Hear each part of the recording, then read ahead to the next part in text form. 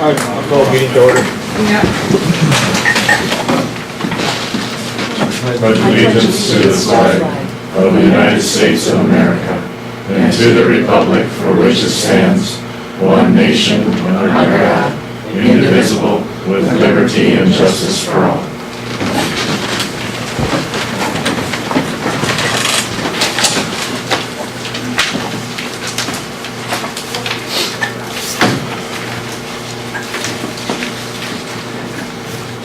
Convening of Walworth County Planning and Zoning Board. I need a motion to approve plat of track 1, Ulster Day addition to Walworth County located in East 2, Northwest 4, STR 24, 12375. What's about that, Greg? Yeah, you have it there.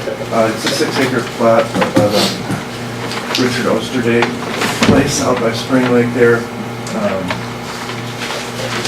He's platting off, he's moving in a governor's home for his son. And it's off of a private road going through his farm. So this meets all the criteria on the checklist, taxes are paid. There's no setback issues whatsoever, so I recommend that you approve it.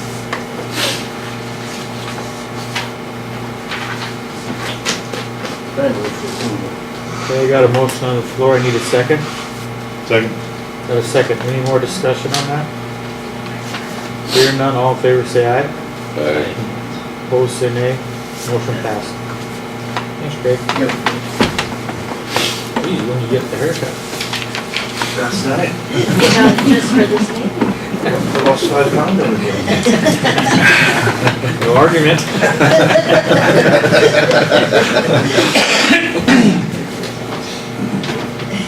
Any old business? New business? Move for adjourn. Got a motion on the floor, I need a second. I'll second. Got a second. All in favor say aye. Aye. Opposed say nay, motion passed. Let's convene as a Walworth County Board of Zoning Adjustment. Is there any old business? We don't have to do anything with this new truck, do we?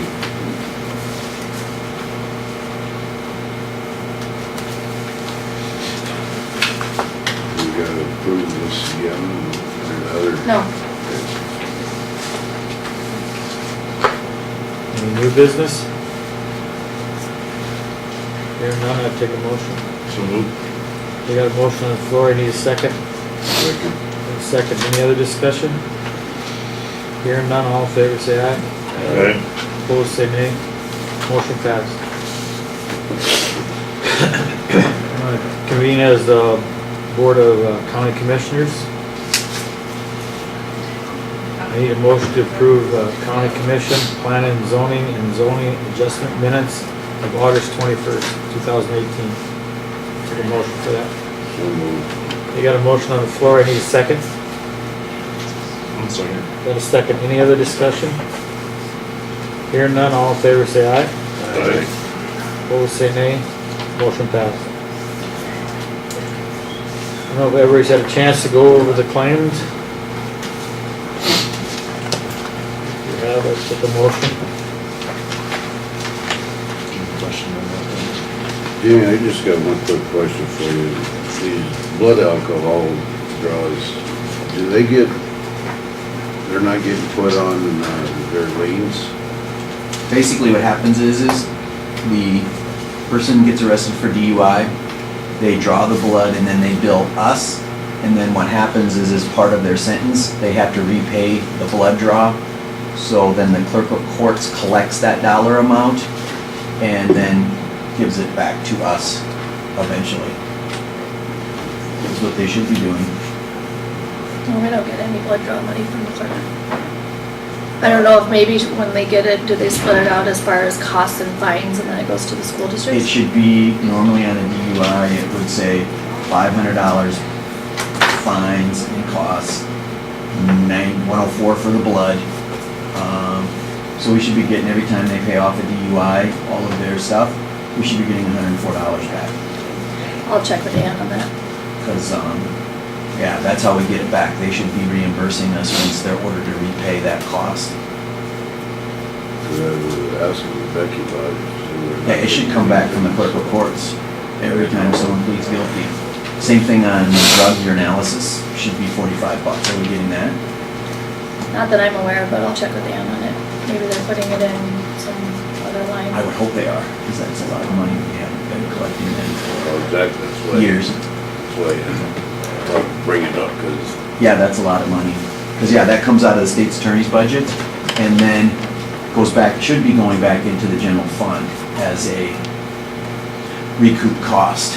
So, yeah, it would be nice to know, because what's our budget, about $10,000 a year for blood tests and blood and urinalysis. So, yeah, we'll figure that one out. I'll mark that down for you.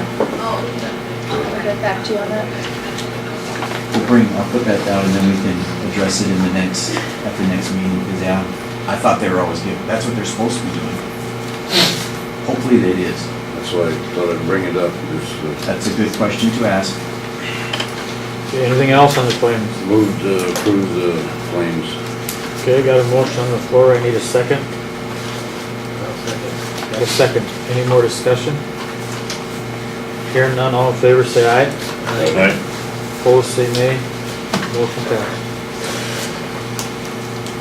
Got anybody out there that wants to speak or anything?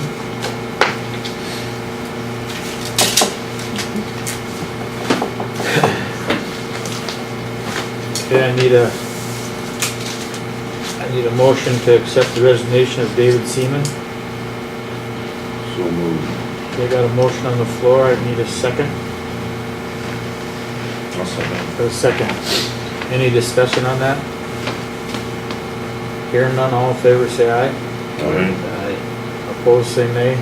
Motion passed.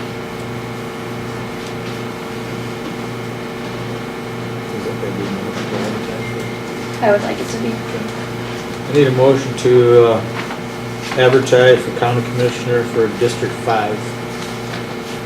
So moved. Okay, I got a motion on the floor, I need a second. A second. A second. Any discussion? Be setting that up for next meeting to,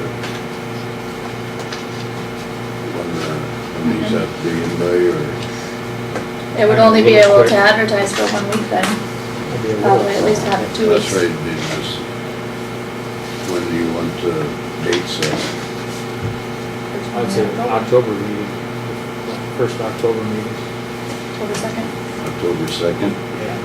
So take names until September 29th, Yep. 28th? I'd say that'd be fine. That Friday, Must be submitted by the 28th of September. Yep.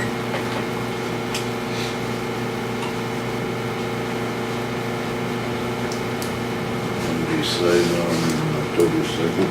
Yep. Any other discussion on that? All in favor say aye. Aye. Opposed say nay. Motion passed. Nyla. They're not here yet that I'm aware of. They called this morning, we're on their way over. They didn't call.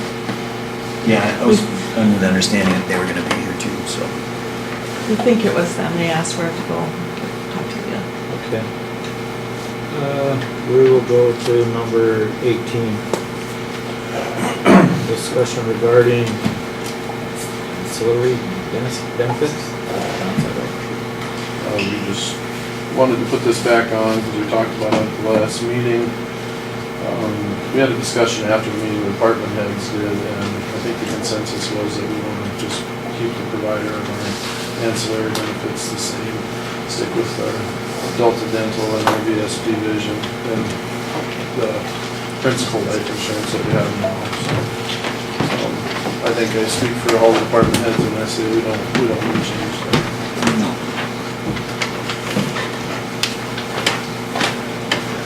Any commissioners have a question on that?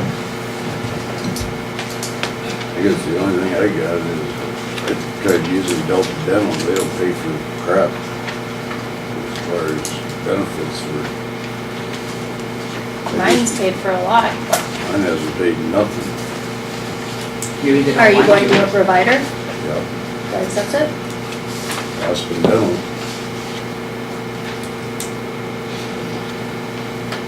I know there's, Yeah, mine's been okay. there's a cold I haven't had a lot, but I've it's been, had a lot. I didn't know if anybody else had a problem with it. I haven't had any problem. Last time I went to the dentist, it would've been 1,000 and I only paid 300. you kind of have a hierarchy as far as what they cover, you know, preventatives usually cover 100% for one Exam and exams a cleaning. year, yeah. And then they kind of go down from there, 75, 50, 25, you know. Mine was, they paid about, not even 20%. Yeah. I didn't know if anybody else had a problem with it or not, but Did you call them up on it and stuff? I was told that, actually, Aspen could do it a lot cheaper if I didn't even show them, an insurance card. I think that's been going on for years. So, So that's kind of how they cover, that's their hierarchy of coverage. It just kind of depends on what you have done. yeah, And then there's that copay, or deductible, $25. And the maximum is $1,200. I was told they could do it a lot cheaper if they wouldn't even have insurance, so I guess if the rest of you guys are happy with having Delta Dental, I guess that's fine. And the benefits are fairly similar, and the hierarchy of coverage is fairly similar between the two providers, so I don't know how much would change there necessarily.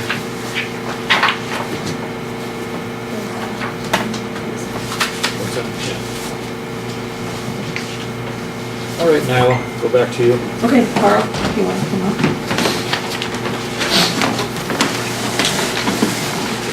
This is Carl Overby, requesting partial payments. He had made a request one time prior with a letter, and we've been visiting with Jamie on this.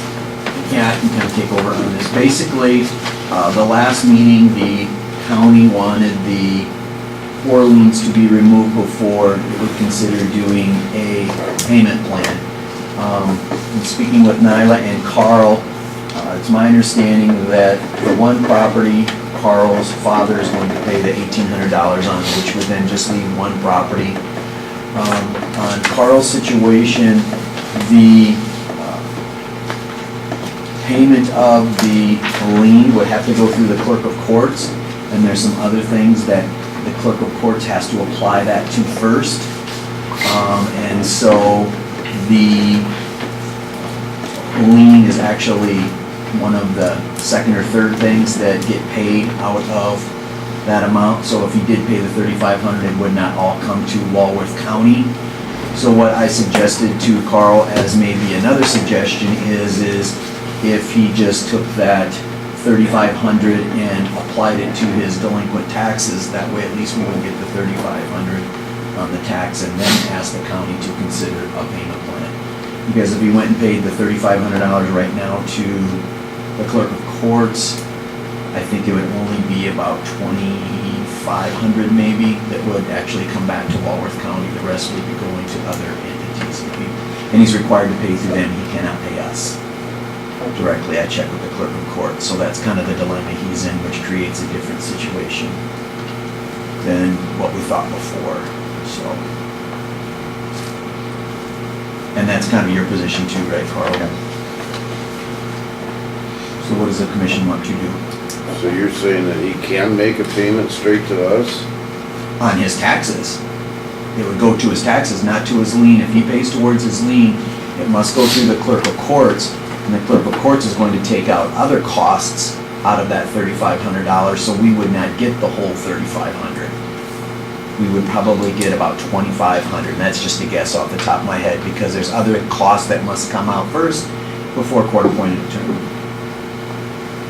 So that's what, when I talked to Carl, I found that out, and I said, well, we need to tell the commission that, because I didn't know that either, that there's still some other things out there that the clerk will take first, and that all that money, if you paid through the clerk, would not come directly to the county.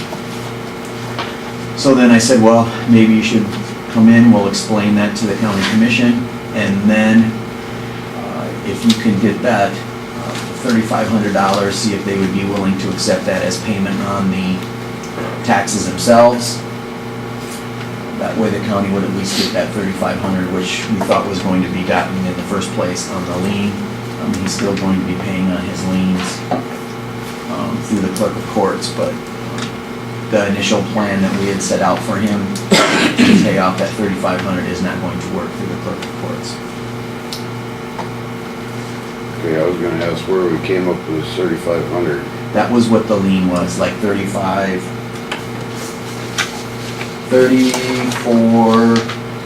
basically there's. The two liens is a little bit under Minimum. 3,500. And now the policy was is if the individual wants to go on a payment plan, any county liens had to be paid. So that's where I told him the 3,500. But if he pays the 3,500 to the clerk of courts, all of that lien is not going to come off because there's other costs that come off first.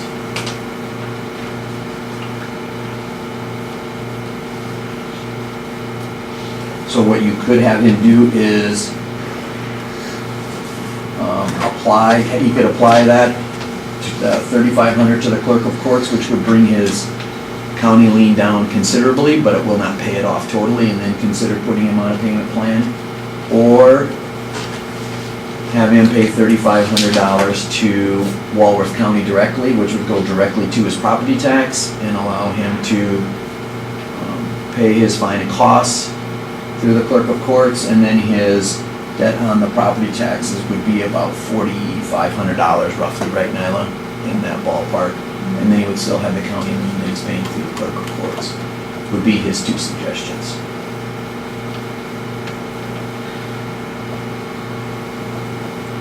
Because the other one is, and then the other property is going to be paid by your father, right? So that'll be another issue on that one. Because there was two properties. One had $1,800 in delinquent taxes, and the other one was $8,800, so. I guess my thing is, we've been telling everybody they gotta pay off their county liens first. Why all of a sudden can we change now to split it up where they can pay part of it to? I'm just putting that as a suggestion. When Carl and I talked, there would be some options to allow you guys to do that. I'm not saying that those are your options, I'm just saying that those are suggestions that he wanted to make. After we found out that the $3,500 would not pay off his liens through the clerk of courts.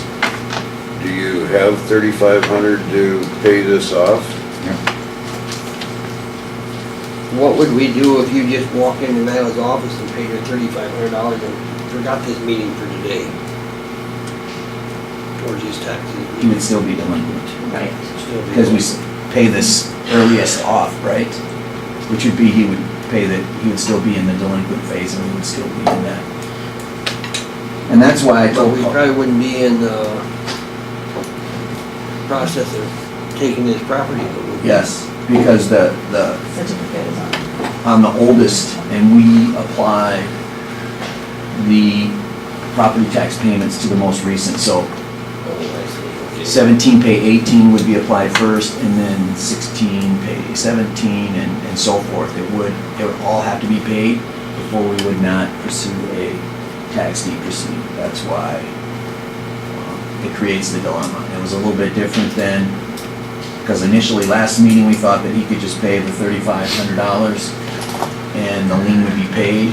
But then when I spoke to the clerk of courts, because Nyla and I were talking, like, no, there's other stuff out there, so it would, a portion of it would go, but not all of it would be paid if you paid that $3,500. And in speaking with Carl, that's what he felt he could do, is get that paid off.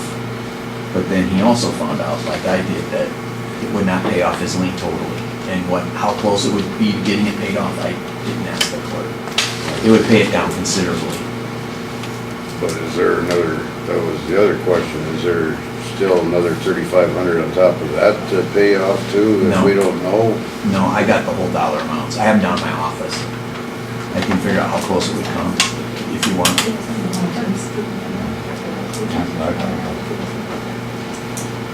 I mean, if we would set him up for a payment deal, and he's still 2,000 behind, at 200 a month, it's still a year down the road, 10 months down the road before we get anything, From the clerk, that is correct. so,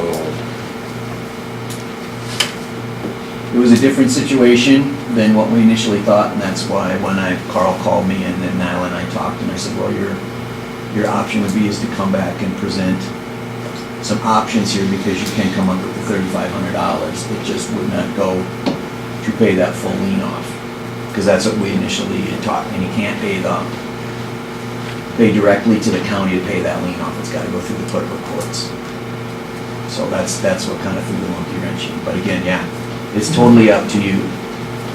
What was the plan? I mean, how much a month were you gonna pay then? Was it 200 or was it 250? If we apply the $3,500 to this here, I thought the last meeting we couldn't even set up a payment plan until the clerk was paid off. That's been our policy. That's why, when I initially talked to Carl, I said, well, you have that $3,500 lien. That's why they rejected your proposal, because their policy has been no payment plans until all the liens are paid owing the county. So then we checked with the clerk of courts to find out if he paid that $3,500 to the clerk, would that wipe out all of his lien? But she has a priority of who she pays when that money comes in, and we are not the first priority. There's a couple other places that things have to go. So it would not totally pay. If he deposited $3,500 with the clerk of courts, we would not get the full $3,500. We would probably get somewhere around $2,500, and that's just a guess. And Carl can only come up with 35. So that's why I said I can't make a decision for the commission. You can come back and I will inform them of the situation that we found out and what his proposal would be, but ultimately that is up to the county commission. And anything would also be under the understanding that the other properties taxes would be paid in full, and that would be a non-issue. Are you making payments now to the clerk reports? Yep.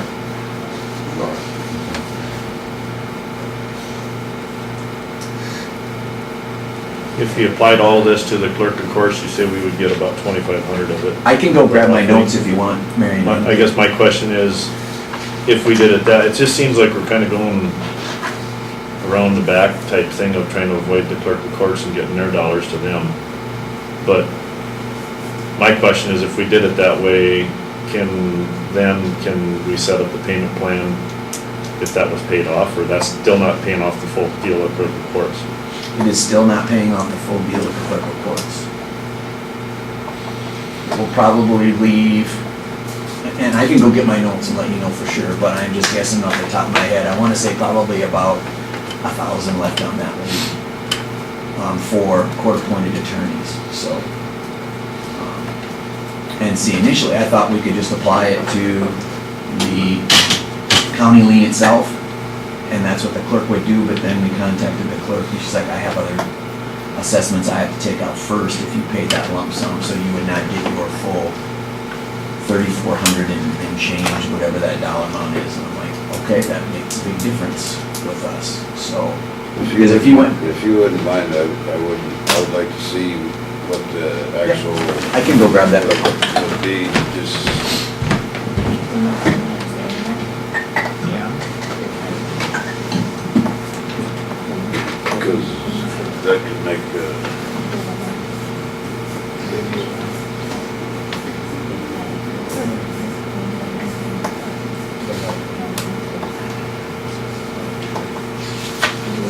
I guess what I see on these is there's nothing applied to $22 applied here, 16. Nothing been applied here.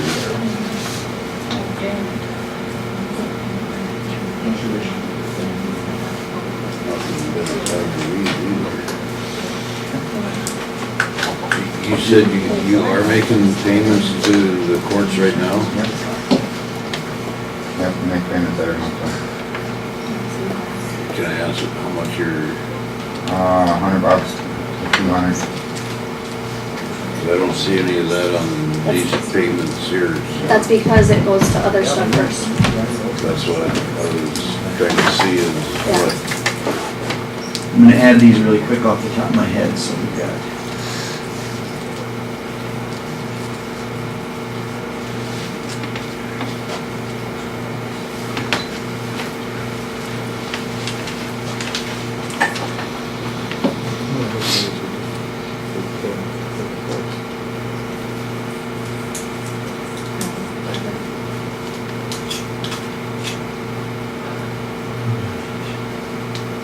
One calculator? No, I'm just making sure I have them all.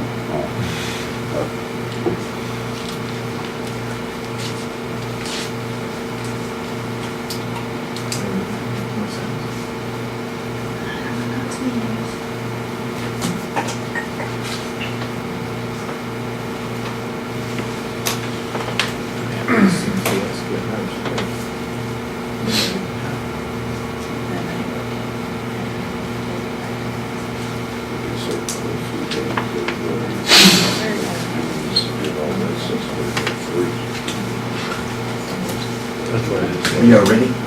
Yes. So basically, if he paid $3,500 to the Walworth County Clerk of Courts, everything would be paid off except the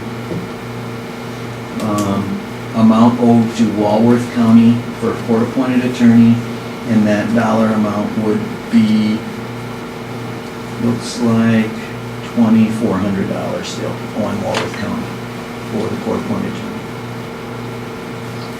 But all of his other, everything else would be paid off through the clerk. And that would be the only thing left is court-appointed attorney. And again, these are quick numbers, but that's where it's at, so. Because he still has restitution and fines and costs.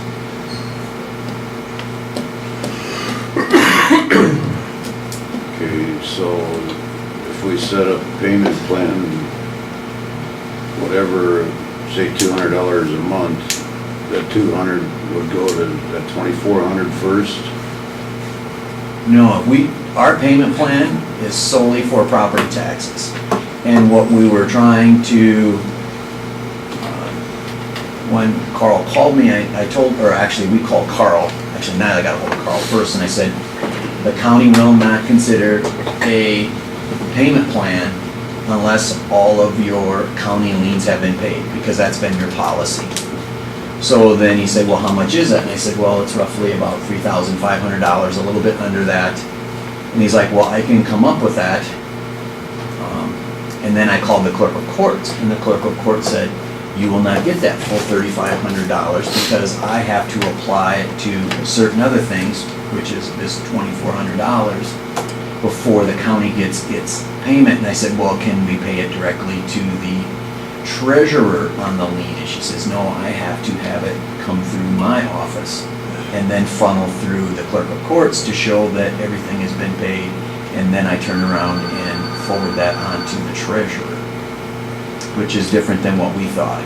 And so then I'm like, well, Carl, don't do anything because there is no guarantee that if you paid that $3,500 to anyone, the county commission is still going to agree with you. That's why I said, come back in, we'll explain your situation and see if that changes their mind or not. But I said, it's totally up to the commission to make that decision. The treasurer nor I can approve that. It's got to be approved by the county commission. So how is this any different than anyone else that comes in, that have court-appointed attorneys? Because normally, they don't have other costs, so they can just pay their court-appointed attorney fees and go. Basically, with court-appointed attorneys, if the case is dismissed for some reason, then the clerk doesn't have to get the money first. It would come directly to the county for the court-appointed attorney fee. Or if they've been paying and they paid off everything else and the only thing left is court-appointed attorney, then we know where that dollar amount is. They go pay the clerk of courts if the file has not been turned over to a collection agency, because after so much time, they turn it over to a collection agency. So say that the lien has been out there for 3 years, the file's been closed by the clerk. Only thing that they still owe is court-appointed attorney. Then they would come in and pay that dollar amount and it would be wiped out. And they would pay that through the auditor because it's already been closed by the clerk. It's not a simple process, unfortunately. And what we thought was is he could come in and pay his $3,500 and he would be fine.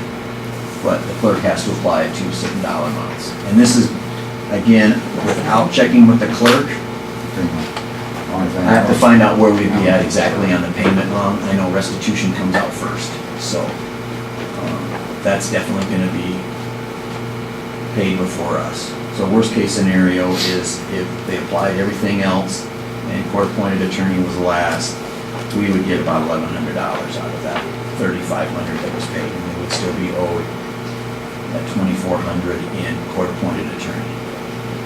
And so I'm like, well, you better talk to the commission, because I would assume they're gonna want their biggest chunk of money. So then if you turned around and just gave the $3,500 to the treasurer, it would pay down his property taxes by that $3,500, but the court-appointed attorney lien would still be out there, which is in conflict with your policy that you normally have. So that's why I'm like, come in and talk to the commission, because this is not normally what happens. Because normally with our old people that, or not old people, but old cases that have liens, they just pay it through the auditor because the lien's been out there for sometimes 20 years. Carl, do you have a question? What I was gonna say is the total I could afford is $350 a month for payments. I would do $225 towards the property tax and still pay my $140 every month to pay the rest of their county out there.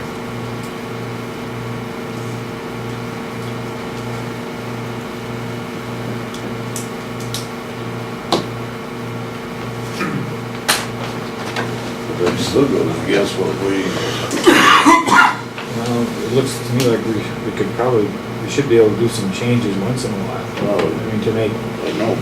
And that's why I told Carl to come in. I said, this isn't exactly like how we would normally, because normally the person would come in, pay their money, and it would be, the liens are all off. But if he comes in and pay that money, it does not go directly all to Walworth County. Some of it will go to different, like school through, they get a portion of the fines. It's paid, restitution gets paid before us, so. That's what creates a different situation, and I told him, I said, it's a different situation, come in and address it to the commission. They may say no, they may say yes, but it's a decision that I cannot make, and it's a decision that the treasurer cannot make. It's gotta be a county commission decision, so. And I'm not here to suggest one way or another, I'm just giving you the options that are out there.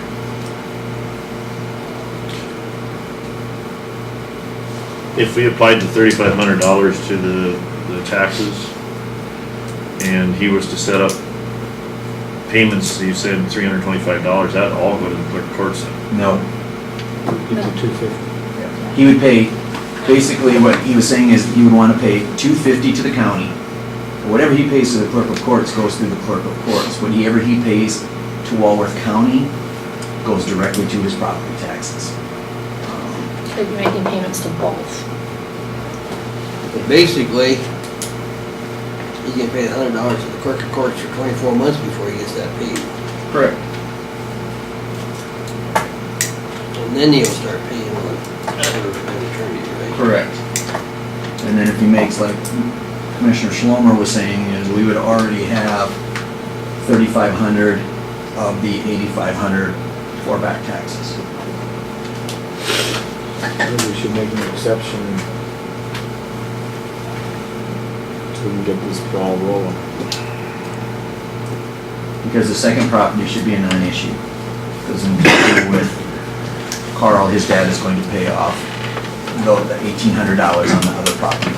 And that's what it is right now, like $1,800. So we'd be down to one property, $8,500 in back taxes. If you take the $3,500, you would owe $5,000. We would do $250 a month, which would pay it off in a little under 2 years. Probably a little over 2 years, because we would still have the next 2 years' property taxes accruing, but he would be close to that. But he would still be paying through the clerk of courts on his lien until so that's paid. my question is, So he still has roughly $6,000 to the clerk of courts, right? 5,000. Well, if we put the 3,500, and he still's got 2,400 left, that's $5,900. Yeah. So that's right, you're correct. So, and he goes to county 88. So,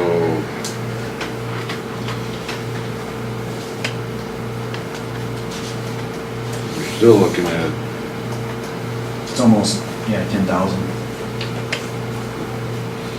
more than 10,000. Yeah, if you don't take the 3,500, yeah. I mean, total between the two of them is 14, Correct. or 15,000, Correct? which he still owes Walworth County on this one and on this one. So which one are we gonna? That's why it creates the dilemma is, Which one are we gonna apply the money to? Which account it's gonna go to? that's the whole dilemma. And that's why I told him to come and Yeah. speak to you, because this is all stuff that I cannot make a decision on. And the I'm just one, not only is it just Walworth County, it's the schools and everything else that is I'm waiting not for financing money fund. too, Yeah. so. Yeah, I'm not saying that this is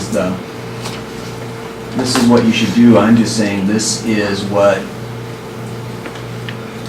I told him to come back and suggest, and I figured it was easier for me to explain everything than have Carl explain it. So, yeah, this is not, this is what you should do. So are we still in the same policy that if he misses payments, it automatically goes right back into this? Yeah, it Take goes back property into, it will come back in front of you, and Nyla will inform you that it's delinquent and we would do the process. That's what normally happens. Now, like, could you pay more probably when you get your tax return and something like that to try to lower this? Yeah. Because have you started the process already right now, so.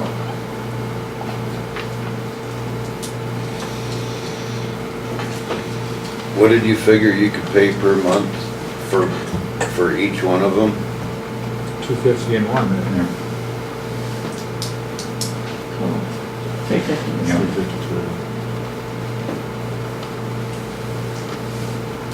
And I told him to do a reasonable amount, because we don't want to set him up for failure, and then we're back in here in 3 months, right back to square one, so. I guess Because initially he suggested a higher dollar amount, but. I Carl, guess you my would be suggestion would be to make a split payment of $150 to Walworth County Treasurer and $150 to the Clerk of Courts. They're both about the same dollar amount to try to get them both cleared up. But we can't control the clerk of courts, that has, Well, I mean, yeah, but the $150 will go for paying the taxes on this one. The other will go to the clerk of courts to pay off the other one that the schools and stuff will get. and what do we do with the $3,500? I would say we deposit that to us. You know, which account? That's your decision. Well, if it goes into the clerk of courts, we're not gonna get the full $3,500 I would have credit. him deposit. If he applies it to taxes, then it goes directly to Walworth County for back taxes, Right. which again, then goes The to city a and portion the to the school, schools. yeah, so. Why would we split that up too then? Why? Because that's how it works. When you pay taxes, it has to go to the entities based on their levies. Well, I realize that, but if we can split up the payment plan, why can't we split that up too? That's totally your decision as a commission. I just need to know what you want to do. So you think we'd be better off just putting the 3,500 in and we would the plan how he wanted the 250 to us, the 100 to the state, and let's move on that way. If we put the 3,500 in, we can get them down to about the Right. same amount on each side. closer to the same one, you say? Closer to the same amount, it's not much difference. I guess if he's willing to try that, I think we should bend our rules a little bit to try to make this work.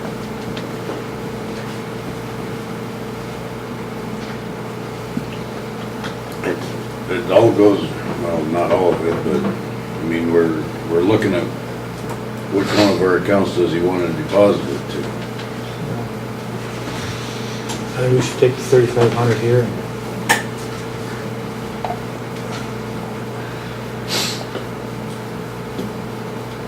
From the motion. Yep. I'll make a motion that we apply the $3,500 to the, directly to the treasury. And then have him set up a payment plan to pay the balance. 250, always go to 250 and So when can you make that theirs. $3,500 payment, Carl? I'd have to go back, I come back from work, so I'd have to go back and get with the boss. Okay, so say, what's the date today, September? So by the 15th, I'd be back in 2 weeks. Okay. so pay it by September 24th. 24th, yeah. And then the payment plan would start October 1 and the 1st of every month at $250 a month. Yeah, making on the 3rd if possible. Okay, how about the 3rd of every month? First payment, the 3rd of October and the 3rd of every month. Okay, we got a But motion. the, oh, I'm sorry. No, go ahead. But the precursor to that agreement going in effect is that the county gets the $3,500 to the treasurer, Correct. and then the agreement goes into effect, so. If that $3,500 doesn't come into play, then Right. we're still rolling as before, so. Right. Okay, I have a motion on the floor, I need a second. I'll second. Got a second, any other discussion?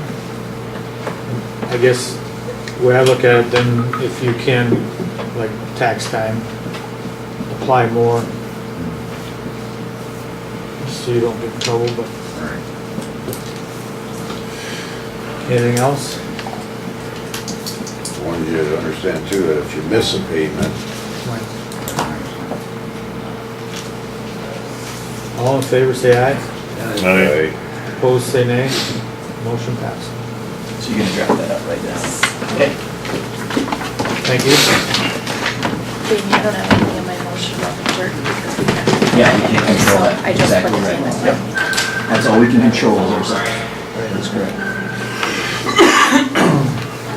And yeah, the payments are made on that, that's a whole different route of way to go, so. Okay, we'll go to 19, health insurance renewal rates and options.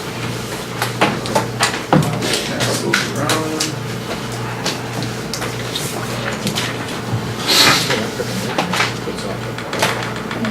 No, that's great now. Well, going on this.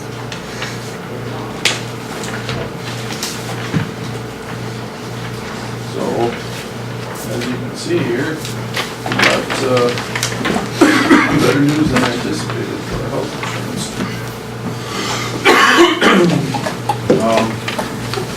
Effective increase is about 6.38%,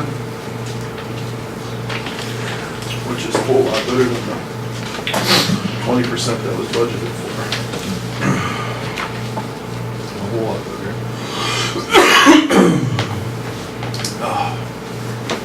What's up?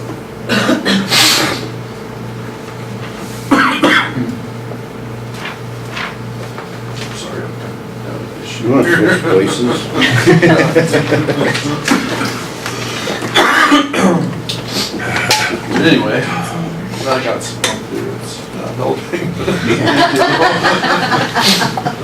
It helps everything. Usually, yeah. We could put coffee filters over our faces for men. All right. Now that everybody's good and infected, let's proceed. So the single portion, the single premium, would go up to $960.39 a month from what it currently is at $902.67. That's to stay on the same plan. As you can see, there's also another option where we would move to a $3,500 deductible out-of-pocket max and save a little bit more money there and make up for it by putting more into the employee HSA, doubling the amount in the employee HSA. And still save some money on them. It's not real, I mean, it's about $13,000 difference. More that we could save by going that route. And a lot of that is because in 2019, there wouldn't be that many people eligible for that HSA deposit at the beginning of the year. So that if our longevity increased, so would that amount that we would be depositing in the HSAs. So that it would probably be kind of a one-year option thing to save $13,000 and we'd want to maybe transition back to a $2,500 HSA. Threw it out there as an option because the numbers were there and I thought it sounded feasible if that was something you wanted to do. But like I said, it's probably just be 1 year type of a thing. Is it worth the trouble switching plans for $13,000? Maybe, maybe not, you decide. But I'm pretty satisfied with the rate increases that we got back. Are you going to be able to switch back to the 2,500? I think you would. Assuming the rate structure stays the same, I think you'd be able to switch it back, but. It's still gonna increase the family's That's the maximum one. out-of-pocket by $850. Yep, it would, but on the same token, when I looked at it that way, if you look at the employee paid premium, Right. what it would be between the two, you'd make up in excess of that $850 because your monthly payment would go down. Yeah. So it's kind of a wash on that front, really on all fronts, if you ask me, it's kind of a wash, but it's basically something we do for a year. And then if our longevity starts increasing or we're contributing more to those HSAs, it's gonna negate any benefit anyway, so.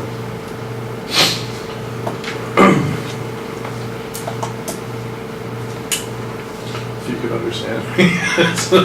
Sorry about the coughing fit, but do you have any questions? If we switch to the 3,500, do we gotta re-sign up everybody again and go through all the paperwork and get new cards and everything with that too? Or? I think you're gonna get new cards regardless, because they switched the plan coding. It's the same plan in all the aspects, but it is technically a different plan in their system. So you're gonna get new cards regardless. The enrollment process, basically it's as easy as checking the box on which one you want to sign off on it, and then they'll get their roster information just like they currently have. That's not too big of a deal there. The big deal would be going in and changing all the HSAs to reflect the 2,000, putting $2,000 in at the beginning of the year as opposed to $1,000 like we're doing currently. So. Ryan, wouldn't you keep your same HSA card though? Yeah, that would all be the same. Yep, nothing's gonna change there. That HSA account is yours. It's not tied to the health insurance at all. Regardless, going in and putting the 1,000 or 2,000, we still have to go in and manually Yeah, re-enter them like anyway, just so like what that's we not did, gonna be yeah. any additional work. So it's just a matter of, do you wanna try it for 1 year and then see where we're at longevity wise, how many people are gonna be eligible for the supplement, the employer supplement, kinda go from there, or do you just wanna keep it the same?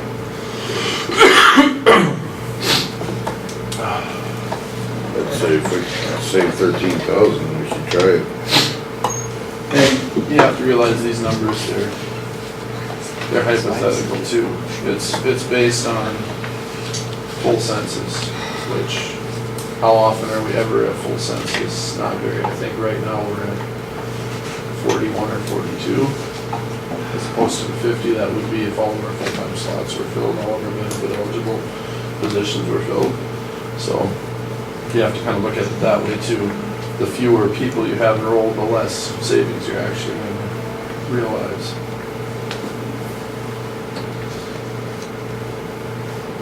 Did we check, or did you have them check anything on joining a big group deal? I talked to our insurance provider about that.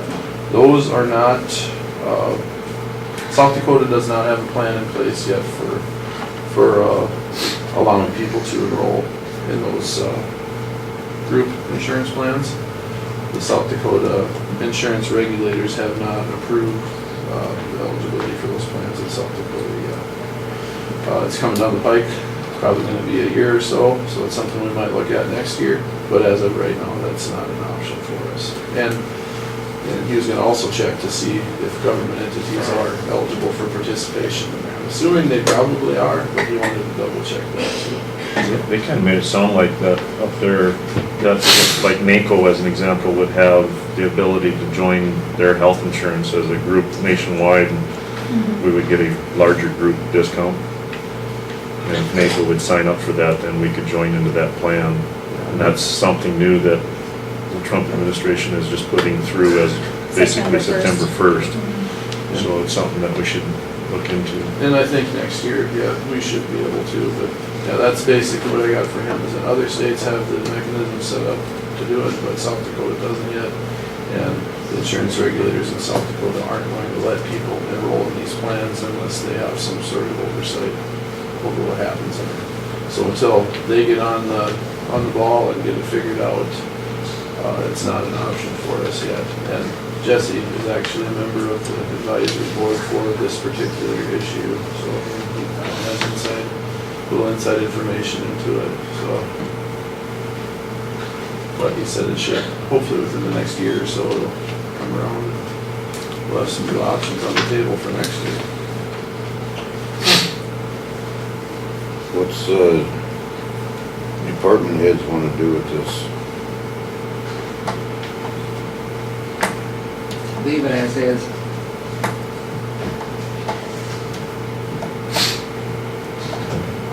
I'm sorry, I missed the first part What do you want to do? of the options. Oh, you can see this. Goes from a $2,500 deductible to $3,500 deductible, up to almost $7,000 for family. And what's it at now, Ryan? It's $2,500 now, so right now it's $2,500 deductible, and the county pays $1,000 of it. Right. What we would change to is a $3,500 deductible, and the county pays $2,000 of it. So What it's about on the same family end? deductible. Is The it family end, it The goes up by $850, but the monthly premium amount drops by quite a bit, so.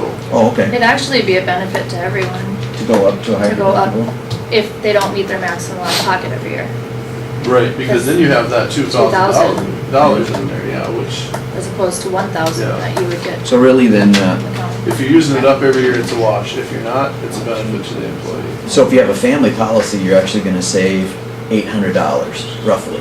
No, and the premium or the deductible on the family policy is $6,850. So it goes up, relative to the other one, it goes up $850, but the monthly premium difference, whereas the county employee would be paying $481.92 a month if we stay with this plan, they would be paying $395.62 a month. So it's a wash. So yeah, you save a little monthly, you spend a little more. So it's a wash and the county saves. Doesn't it go up 13. $1,850 for the family? Well, it does, but relative to the plan. So if you think of it this way, if you subtract out the county portion, so subtract out the $2,000 and the $1,000, it only goes up that $850. I would want to switch.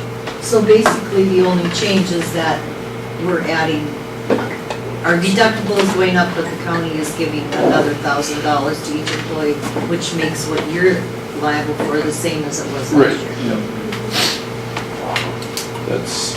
That was my thought when I saw the numbers here. I thought I might be able to swing that by doing a little self-insuring like we have been doing, but by doubling the amount. And it worked out so that there is a potential savings there. You guys wanna have a department head meeting and come back with recommendation next meeting, or you wanna just decide now? We're, I think it most of them sounds are here good. right now, so I would think that. Yeah, just decide here. Yeah, I think They're all that here. sounds good. I'd rather change. Madeline? Pardon? I think it sounds good. Yeah, I wouldn't mind going with 35. I agree. Joy? I agree. Okay, department head meeting is done. I make a motion to go to the new plan of 3,500. Okay, I got a motion on the floor, I need a second. I'll second. Got a second, any other discussion? Hearing none, all in favor, say aye. Right. Did that motion include increasing the HSA also then, or did we That'll have to go through on a separate personnel motion? policy manual, so I'll bring that up Okay. at the next meeting. All in favor, say aye. Aye. Opposed, say nay. Motion passed.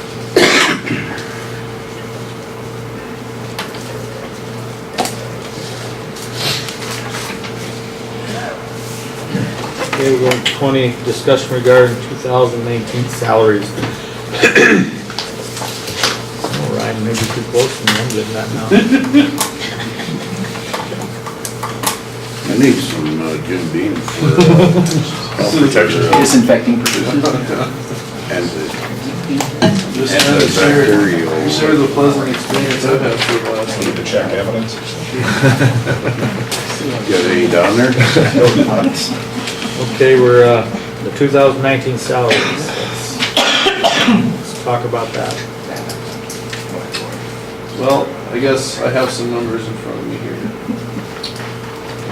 In light of the decreased cost of insurance compared to what we budgeted for. I'll just throw them out there. 3% raise would cost the county $66,829.22. That's, as far as I know, that's all told. I included retirement, I included payroll tax in that, What was plus that number? base salary. 66,829.22. Of that, 40,628.65 would come out of the general fund. The other would come out of the landfill and the highway road and bridge fund. 40,628.65. That's for 3% raise.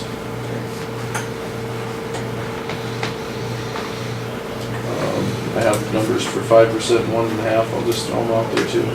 1.5 total is 33,414.61 cents. And of that, the portion coming out of the general fund is $20,314.33. And for 5%, the total dollar amount is $111,382.03. And from the general fund is $67,714.42. Just for informational purposes, changing the budget for the insurance difference took about $159,000 out of it. And that's for the 25, that's for keeping the same plan. That isn't even for the, Yeah. the 3,500 It'll plan. be more, So yeah. it's gonna go down even more. Which means I gotta look at spreadsheets for another half a day.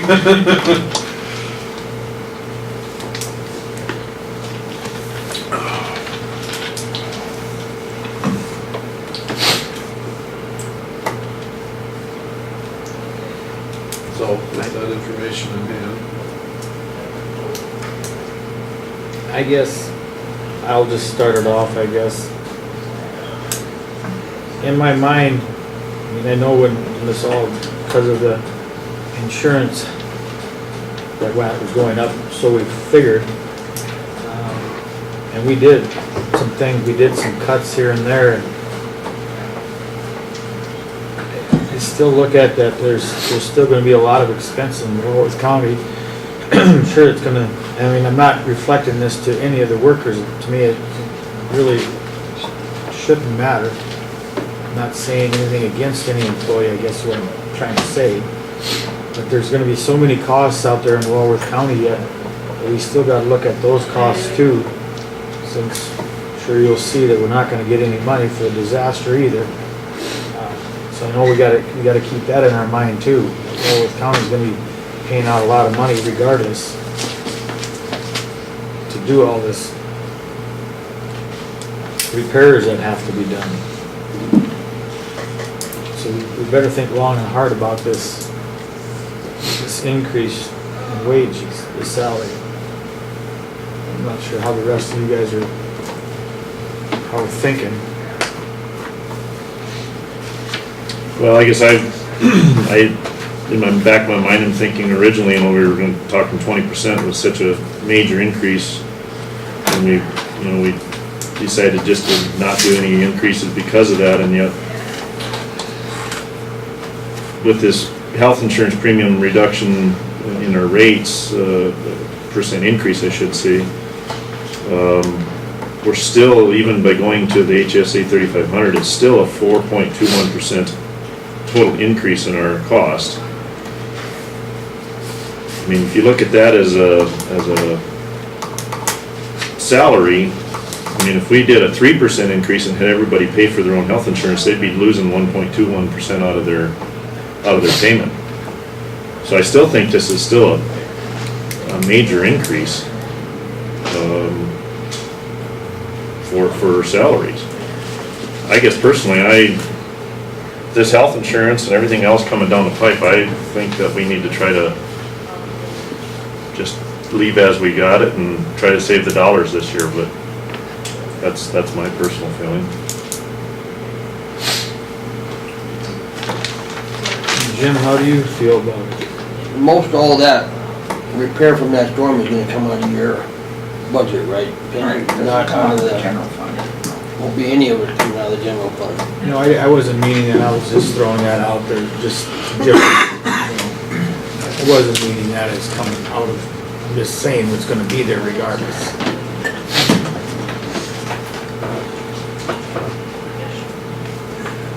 I guess I wouldn't be opposed to giving our employees at least a 1.5% raise. Their cost of living goes up every day, just like mine. And I know health insurance goes up too.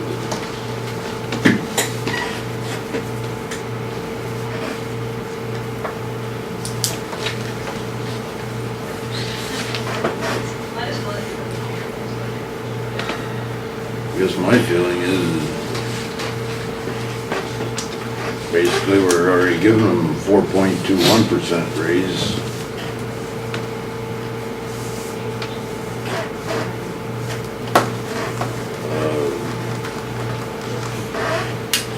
And I'll be the first one to admit that I would love to have a raise because what we make doesn't even cover my gas.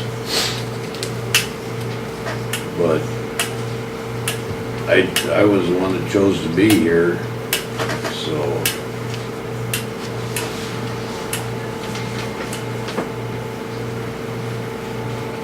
I guess I look at it as 4.21% raise is better than what the state's getting, I would assume. Well, just like anything, their health insurance goes up every year too. What you have to be mindful of is wage stagnation and the effect that it has on your workforce, your employee morale, your recruitment and retention. But that's also why we have longevity in there, and so it's still gonna go up somewhat.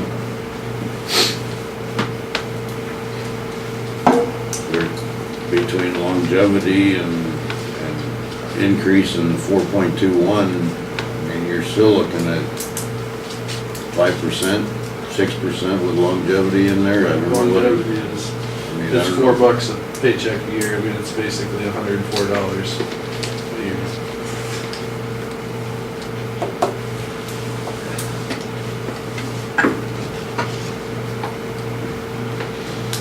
I know times are tough. Ask everybody that's trying to sell a bushel of corn right now, see what they say. I know, I'm all about giving raises if everything is right, but I'm just not so sure that right now is right. Ryan, can you explain the longevity for me, please? Do you have or Becky? For every year of service, you get $4 per paycheck. So if you've been here 10 years, you get $40 per paycheck. So that's 26 times a year. So each year you've been with the county, effectively you get $104 over the course of the entire year.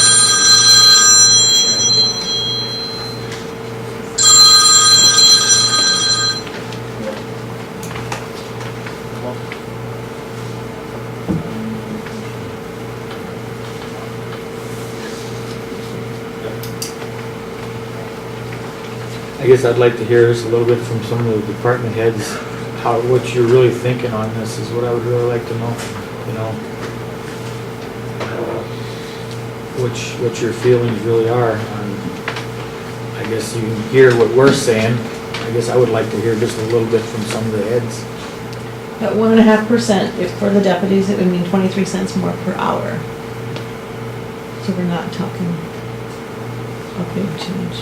What was last year's? 1.5. 1.5?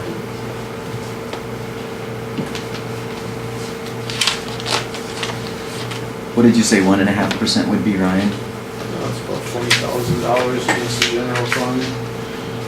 20,314.33, and against the general fund at 33,414.61 total.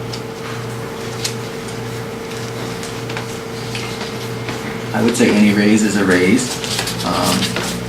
And I do understand that times are getting tight, so 1.5 would be a generous raise, I think, to be honest. I mean, I'm not speaking for my employees, but I do understand that we're going to have a lot of financial issues come up over the next year or years, and we can't continue to borrow from our reserves to make our budget, so. Because how much, I don't know, I mouthed to Becky, how much are we planning on applying from reserve funds to make For our? the general fund, it's right now looking around 600,000. That we're going to apply out of reserves. So, So if we didn't and we saved 156,000 with insurance, then we would only be applying 500. No, that's where it's at right now with the insurance. Well, aside from the 13,000 difference or whatever between those deductibles.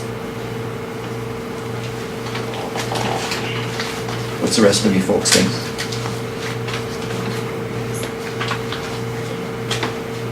Pardon? Oh, you know what? What do you think, Benny?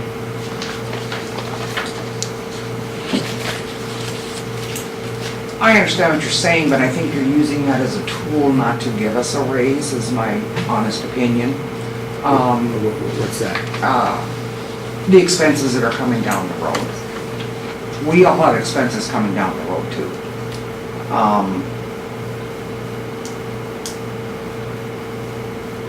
A 27-cent an hour raise is a raise, and I understand what you're saying about insurance being part of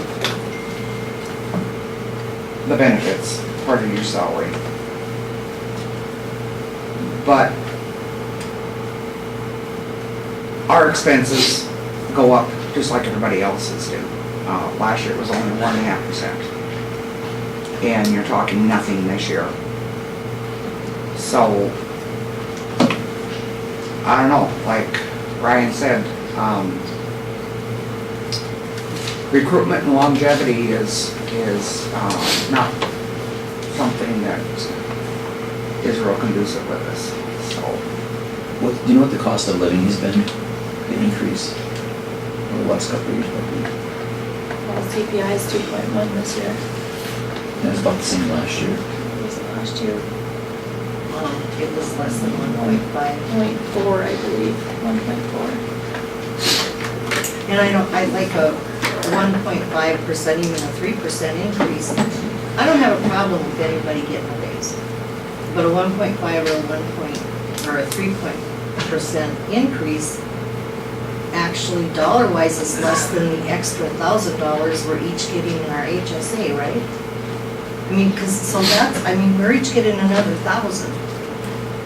There's more than your 1.5 or 3% right there.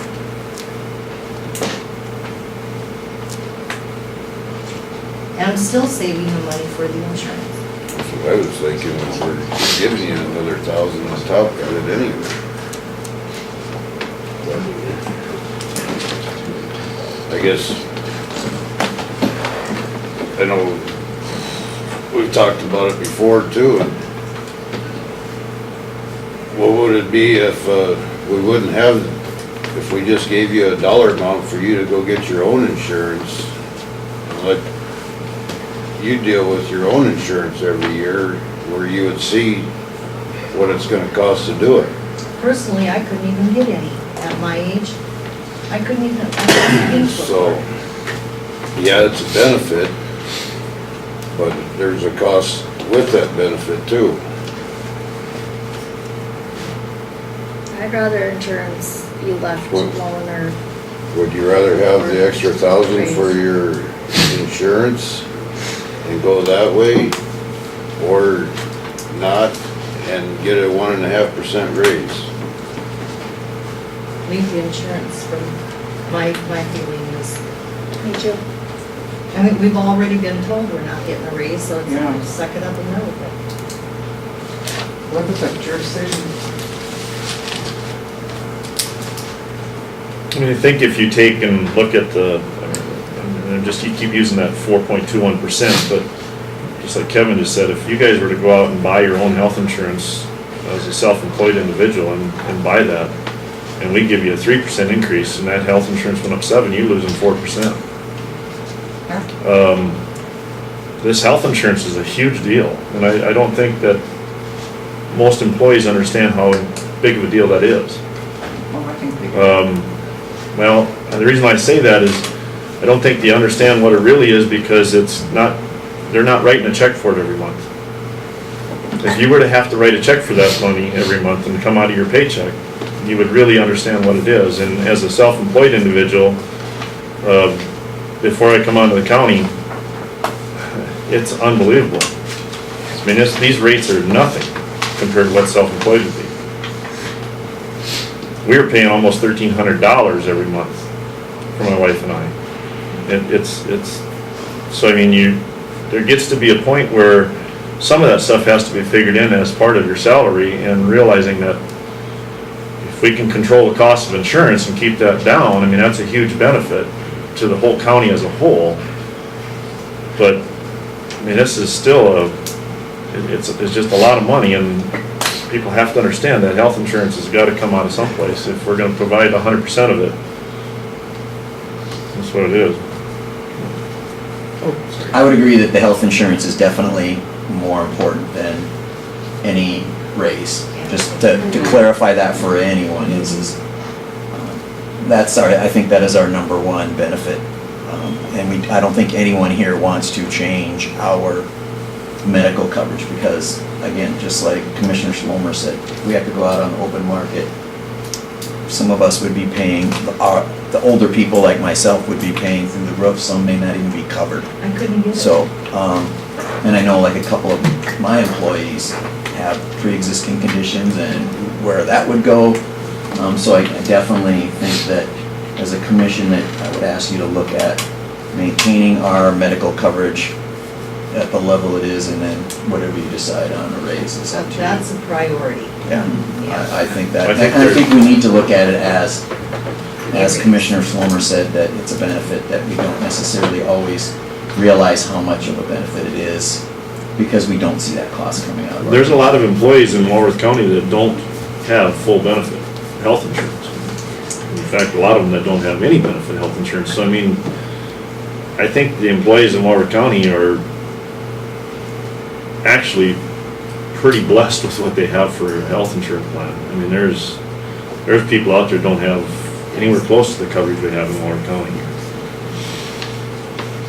I'm only speaking for myself, I'm sure, I think that's how the rest of the commission feels, but by not giving a raise, I don't, personally, if I'm voting to not give that raise, it's not because I don't want the people not to have the raise.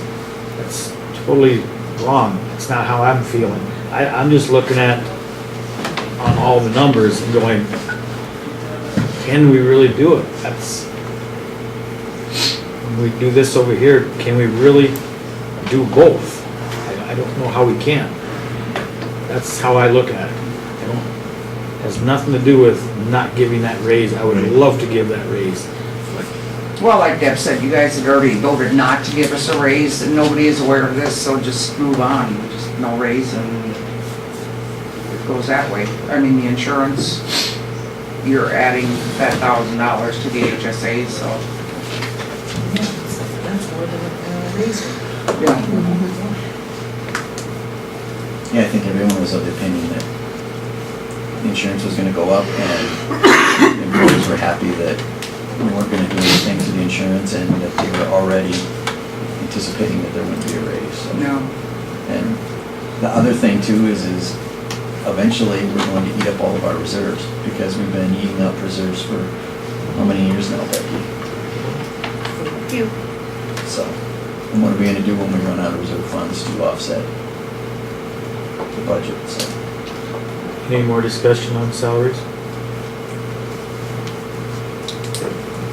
Alright, we'll move on to 21.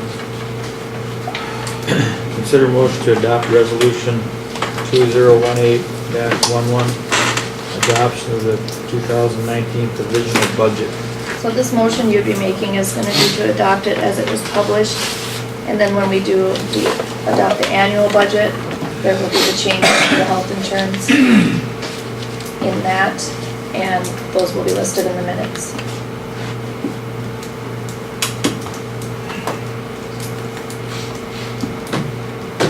So this is just basically a formality because it was published. I'll make a motion to adopt. Okay, I got a motion on the floor, I need a second. I'll second. Got a second, any other discussion? Hearing none, all in favor say aye. Aye. Opposed say nay. Motion passed.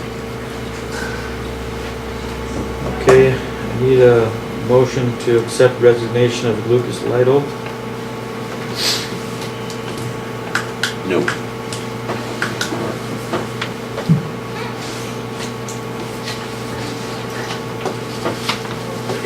Unfortunately, I hate to see Lucas go, but I understand we've got other things. So I will make a motion to accept the resignation. Okay, I got a motion on the floor, I need a second. Got a second, any more discussion? Hearing none, all in favor say aye. Aye. Opposed say nay. Motion passed. Thank you.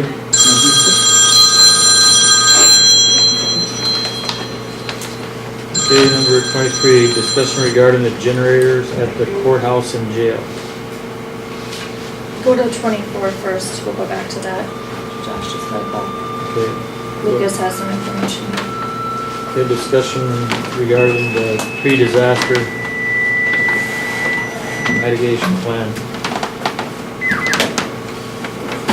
This was basically just an informative, Warhawk District had met, on the 24th, right after the PI meeting, remote.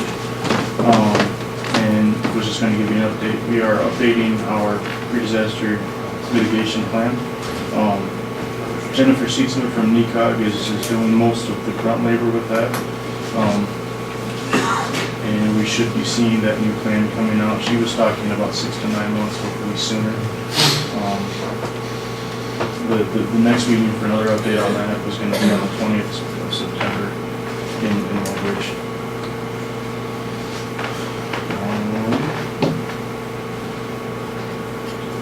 As far as with the state and local agreement, wanted to touch a little bit on that as well. The one for the 2018 year will be completed before I leave, so there won't be anything for the new person to take on going forward. They'll just need to work with the 2019 agreement, which starts October and then runs through the end of September of next year. They're changing a little bit of the format on that, but that's mainly for the emergency manager. It's going to be a lot more straightforward, more of a checklist, as opposed to, so that'll be a little bit easier to run by. And then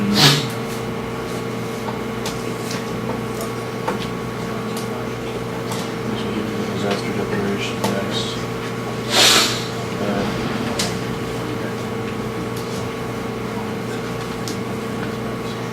That was all that I have as far as information. With the PDM plan, we need everybody to sign in whenever we discuss it on the agenda, because then we submit that to the state. So we have to have so many hours. NECOG, and that helps with getting our in-kind match. Yep, and I've got the sign-in sheet here, so I'll make sure that gets passed around for everybody guys out. Everyone. Yep, everyone, we get to count everybody. Will go towards our, what we need. Yep, and they go by hours, so however long this meeting lasts is what we can use as far as the match. So anybody that's here, whether they're talking or not, or if they show in for a little bit and pop out, as long as we get there. What was it, Their like signature. $20,000 worth of in-kind money, but everybody will get paid so much for attending this meeting in kind. In kind, right, so that would help towards. You don't actually towards get the paid match. for it. There's a formula for everybody that attends this meeting that goes to our payment, so we don't have to pay in anything for the mitigation. Kevin, you're not talking a personal payment, you're talking payment to the county, right? It's not not in kind. It's an in-kind payment where we're not gonna write you a check. Right. But being you're here, your hours are gonna account For the, okay. to For the. go in towards that in-kind money. Okay, yeah. And I think it's somewhere around $20,000. That was the number that was stated on donation. So as long as we have an update on the PDM plan every meeting, everybody here can sign. Every meeting.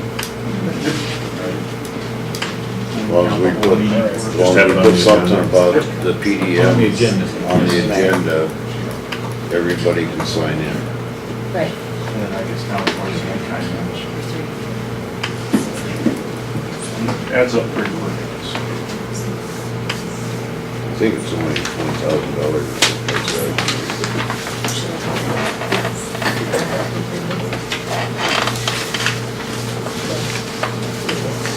Okay, anything else there then? Mention the pod exercise. We met that same day in Mobridge, the 24th. That exercise is going to be on the 17th of October in Mobridge, at the at the middle school. At the middle school there. It starts at 8 on the 17th. What they were talking about, it was gonna be a couple hours, potentially half a day. Kind of depends on how all the components come together. But basically, it's going to be about kind of like last year, where it was an exercise for, say, a pandemic. Kind of how quick to get things run through as far as vaccines. Trying to get those through. I think they were going to use it flu vaccinations. Yeah, this to year. give the students flu shots. And then there'll be outreach to Selby and Harriet again too, I think. There's another meeting on that on the 21st in September also in Mobridge. It's going to be at the hospital conference room.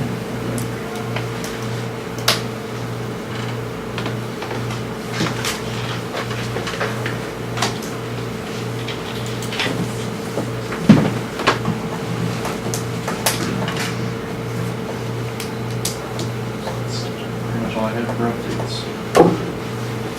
Okay, then, Josh, you got something on the court of the generator for the courthouse and jail? Is that? Thank you. Thanks, Lucas. Then I sent Becky this quote from Plunger Electric. To do the bare minimum for that generator that's currently there, $4,500 to move the transfer switch that exists for the generator now as it stands. That transfer switch will be moved out of here and put over in the jail. It's only gonna run certain things, it's not gonna run all the things I need it to, but this is the cheapest route, most inexpensive route. So I thought I'd share it with you since you guys are, you guys can't make, you know, I mean, no one can make a decision on stuff, so I just need to know if we need to be doing this or what are we doing. We're gonna be going in the winter, obviously, they don't wanna do the hook up with the generator. When it's so cold, they wanna get this one installed. When was it that we had to get it put in for the grant? This one has to be done by the end of the year. In order to get this one done, we have to have something hooked up for the jail. The quote was $4,500, wasn't it? Yes. Last I heard is we waited to see when we had to get it hooked up for the No, grant. I already looked into that and said it was by the end of the year. Yep, she reported on that and came back with December 31st, you have to have the actual installation and the money spent. But we cannot do it until we have something figured out for the jail. But Quenzer Electric don't wanna do it when it's 20, 30 below either. To me, regardless, I mean, we don't know what the outcome's gonna be as a vote, so we still have to have something in place. I mean, no matter what, I mean, even if a jail would get built, we're not talking, that ain't gonna get done. Something has to be done over in the jail in the meantime. Right. So to me, it looks like it should just But this is the light it. most inexpensive way. I still have to, Cummins Diesel, I don't have those numbers, but they have to come in and fix the, right now it's not cycling on its own, it's not going through its start. That portion is bad. They were here, they haven't been back to put that in. So we have to manually start it right now. But I don't know what that cost was gonna be. At the time, I didn't think it was over $1,200, so. To me, it looks like we should just move forward and get both of them done, so it's done. Okay, so Spend $4,500 We know it's gonna be more than that. this is just for Quenzer, just to move it and stuff. Marion, so. You want to vote on it or make a motion on it for me? We need it. Don't need it? Okay. Ira says we don't need it, so thank you. Okay, if it's all right now, we'll take a 5-minute break. The motion. Yes. Thanks, Jeff. Okay, Penny? All right. Well, as you all know, we are not getting any FEMA assistance.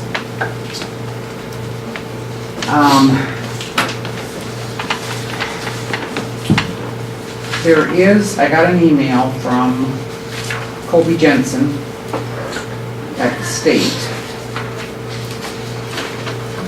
He's the Asset Management Assistant for Emergency Relief Coordinator.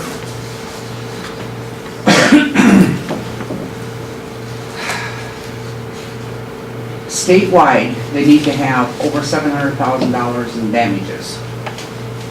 And this is only on federal aid roads, only. I talked to him yesterday. So far, we are the only ones that have submitted anything. And if the $700,000 is not met statewide, then there is no assistance from the state either. I was able to put the bridge by Hiddenwood on there.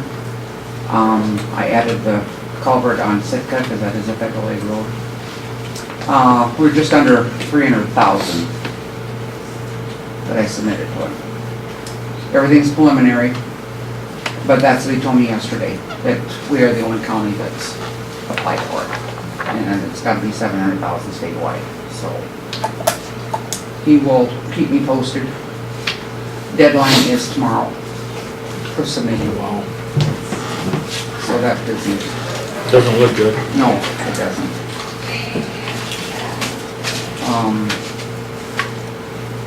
We'll have a little over 300,000 with the two bridge repairs and that's a little over 200,000, and then the concrete culvert on Sitka is 120,000. That, the highway department will have to cover.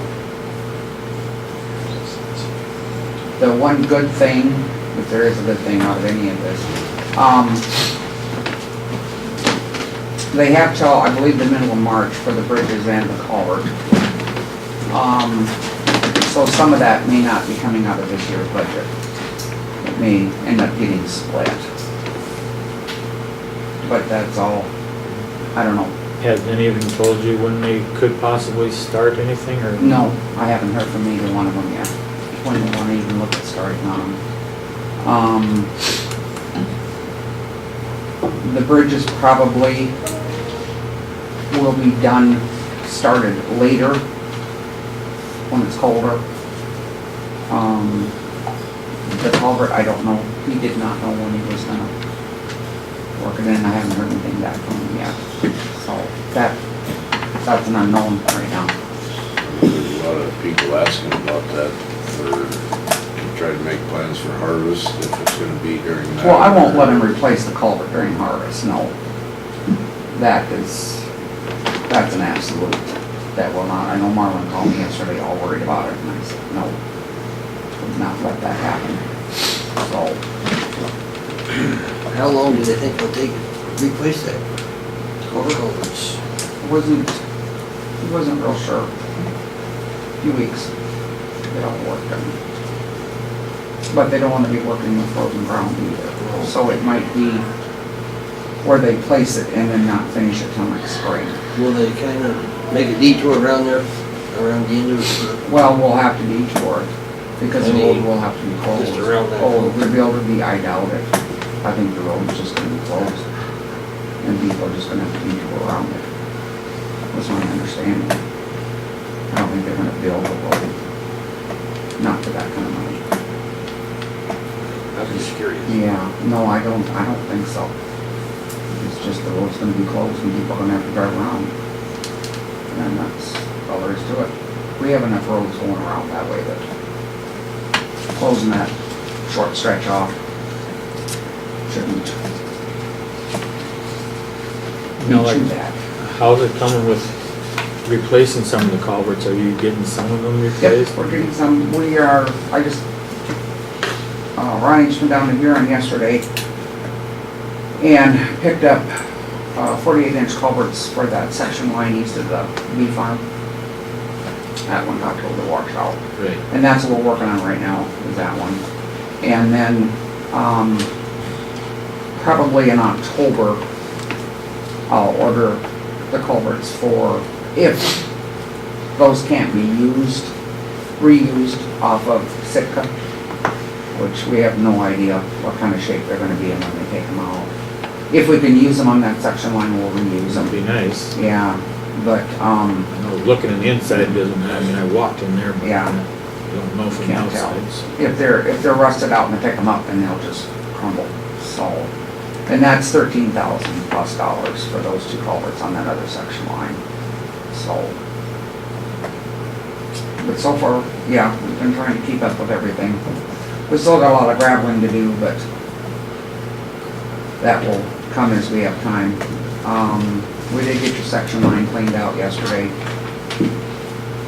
where we stockpiled all the corn stalks and everything. We got that all cleaned out yesterday, so that's Where'd that stuff good go? to go, landfill. No farmer would let you spread it back on the field? I don't know. Nobody called and asked about it, so that's where it went. We've got a bunch up at the north pit if somebody wants some. It'd be nice to, should just get spread back out on the field. I mean, it's, Well, they gotta come and get it. We're not doing it. We're not spreading it out on fields.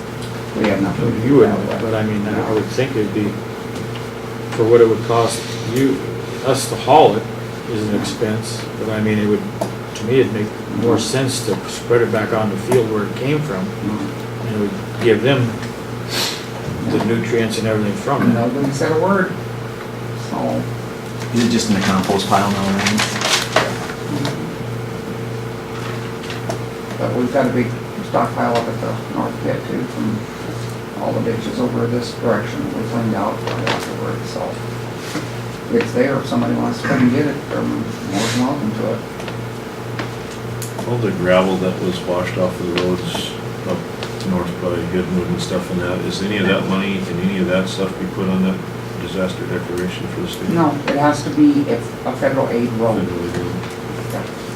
And there's only certain roads that are federal aid. Our secondary roads are federal aid, and then we have 4 asphalt that are federal aid. And that's it, so. That was the only good thing, is getting all that stuff ready for FEMA. I did have that information, so. But it's not looking real promising through the state either right now, with us being the only ones submitting. And having to hit that 700,000 mark on federal aid, so. I got some emails from Mike yesterday as far as the project here goes. We've got 9 panels that they're gonna be replacing. They're pouring the north lane today.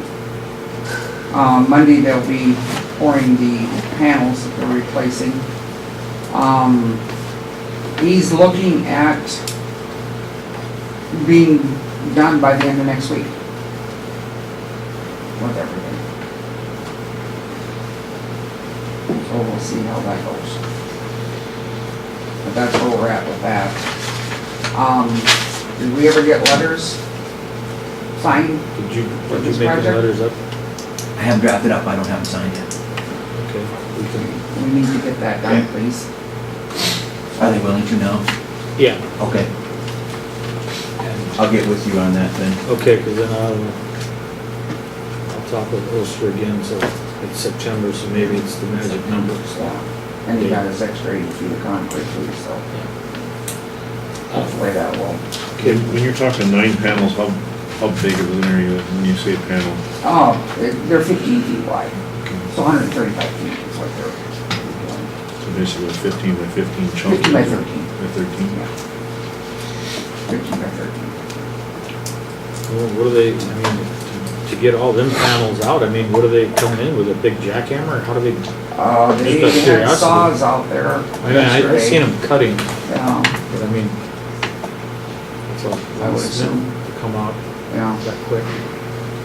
Well, that's why they're gonna be pouring them next Monday. So they're gonna be working on the rest of this week. And we're gonna go with a 15-inch culvert in front of our homes. Gonna go with 15? Yeah. Gonna Yeah. be able to pull that off? Yeah, we'll donate the culvert in vans. And they felt the 15 would fit in there good. So, and they've gotta cut out that one approach to Right, to drones. She came out the other day when we were over there. Droned it? Yeah. And we talked to him. And it sounds like Norman's gonna go with that option that Don gave for Clark. But he didn't have anything in writing. Mike didn't, but that's what it sounded. So they're gonna have to get that ready to go to. I think they're gonna probably just pour all that on Monday with the panels. Monday, maybe Tuesday. And then it'll have to sit for 7 days. They've got concrete something or another, I forget what Jack called them, but anyway, it tests the strength of the concrete, and it's gotta hit 4,000 before we can open it to traffic. Oh, so it might not have to sit for that month? And once it hits the 4,000 pounds, then they can open it up to traffic. That would be good. Yeah, and hopefully before harvest. But- Now, like on the east side of Jerome's building there, do we gotta fill that in, or is Sharp gonna fill? No, they said that, I think they came back with, no filling in. Drone does not want that filled in. No, I know that little, but then so it can get around Yeah, the so it building, goes not have around a the- pool of water there. Yeah, it should, well, they're gonna take that. Yeah, they're gonna dip it out. Yeah, and Okay. that's basically what he wanted done, so. I think that's something we're probably just gonna have to watch to see exactly how everything I mean, drains. it's not as if it's gonna be a lot of gravel No. regardless. No. I mean, it's No. only gonna be Damn. not even a truckload of gravel. Yeah. So, But, I think you kinda want to wait and see just how it's gonna flow through that, drainage ditch that they're putting in on that approach. Was my understanding from the conversation. And that's where we're at with that right now.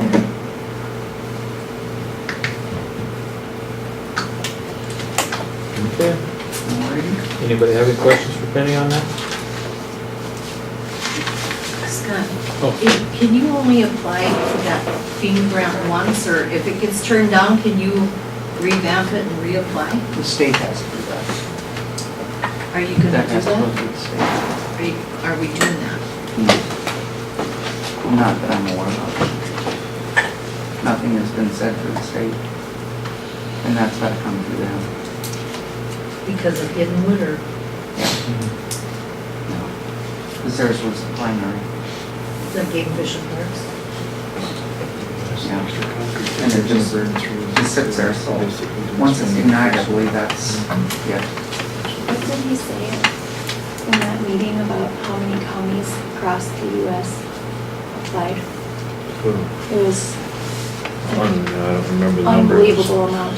67% or something like that of the counties have applied for FEMA declaration in the country.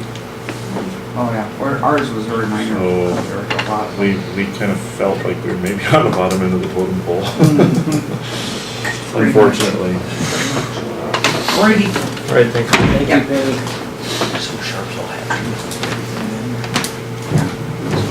Okay, we go to number 26, discussion regarding prisoner boarding.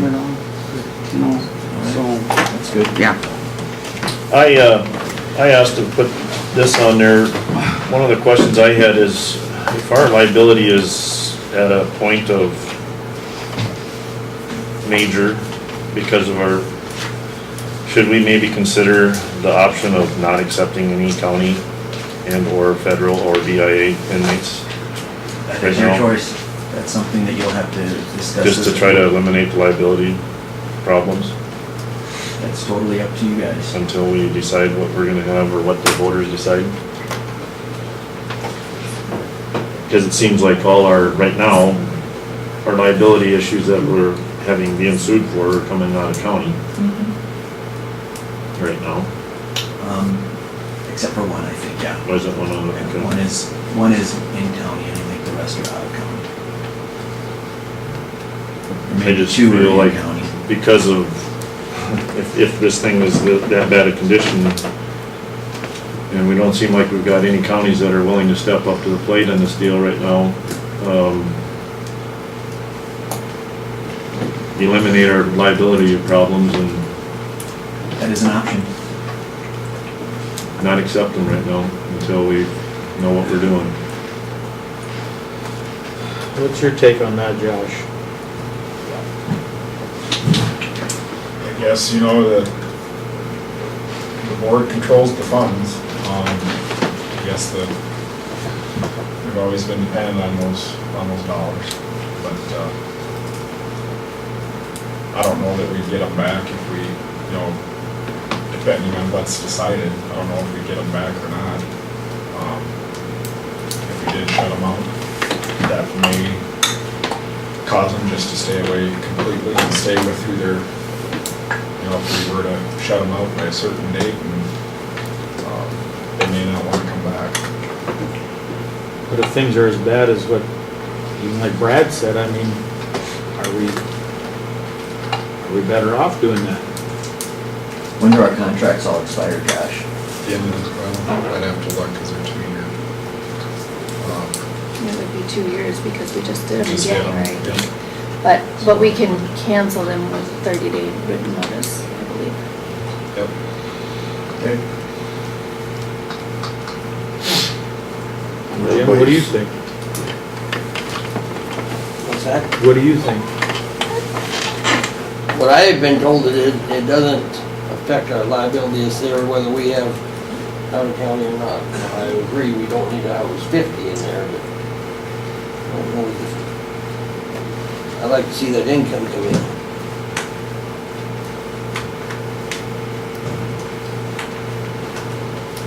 I've been told we have about the same liability whether we got out of county or not. So I don't know that we're gonna drop our liability much by not housing. No more than what we're housing now.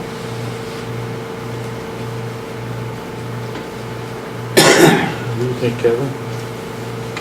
Well, mine is, it would drop our liability because the numbers wouldn't be there to have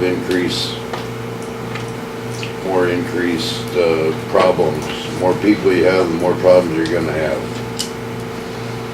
Everybody keeps threatening us and threatening us that it's gonna be personal. Well, we could be sued. I don't really feel like getting sued for a jail. Not only that, but we don't even know what the numbers are over the jail. So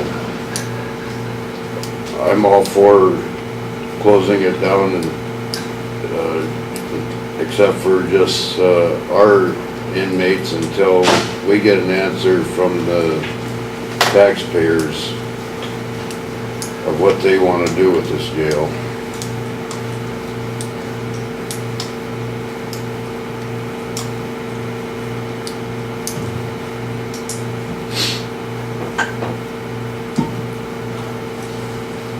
What's your opinion as far as liability? I mean, are we, What percentage of our prisoners are out of county right now? Would you say half?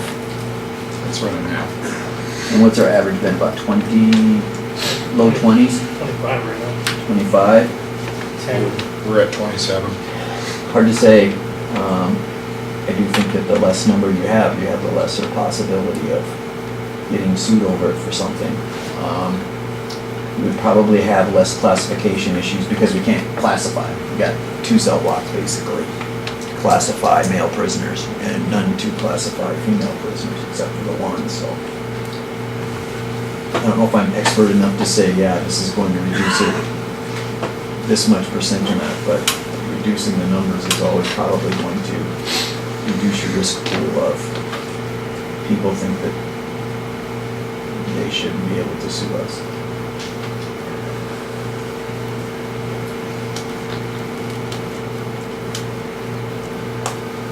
Well, I guess that's how I look at it too. I mean, if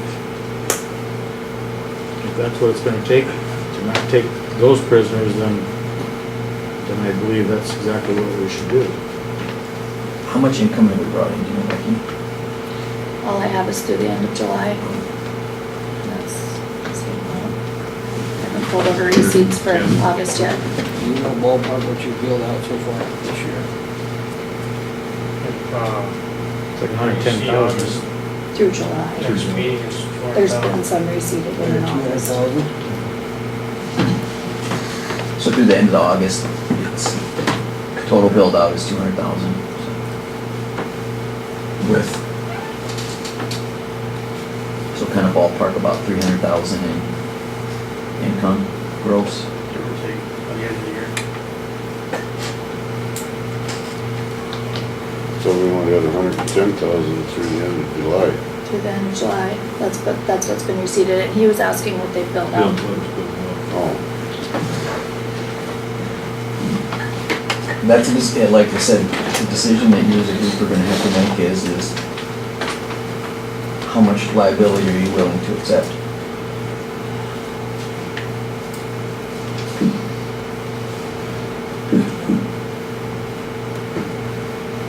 And I hate to be the doom and gloom person, but my job is to give you the worst case scenario. I vote to take our own only.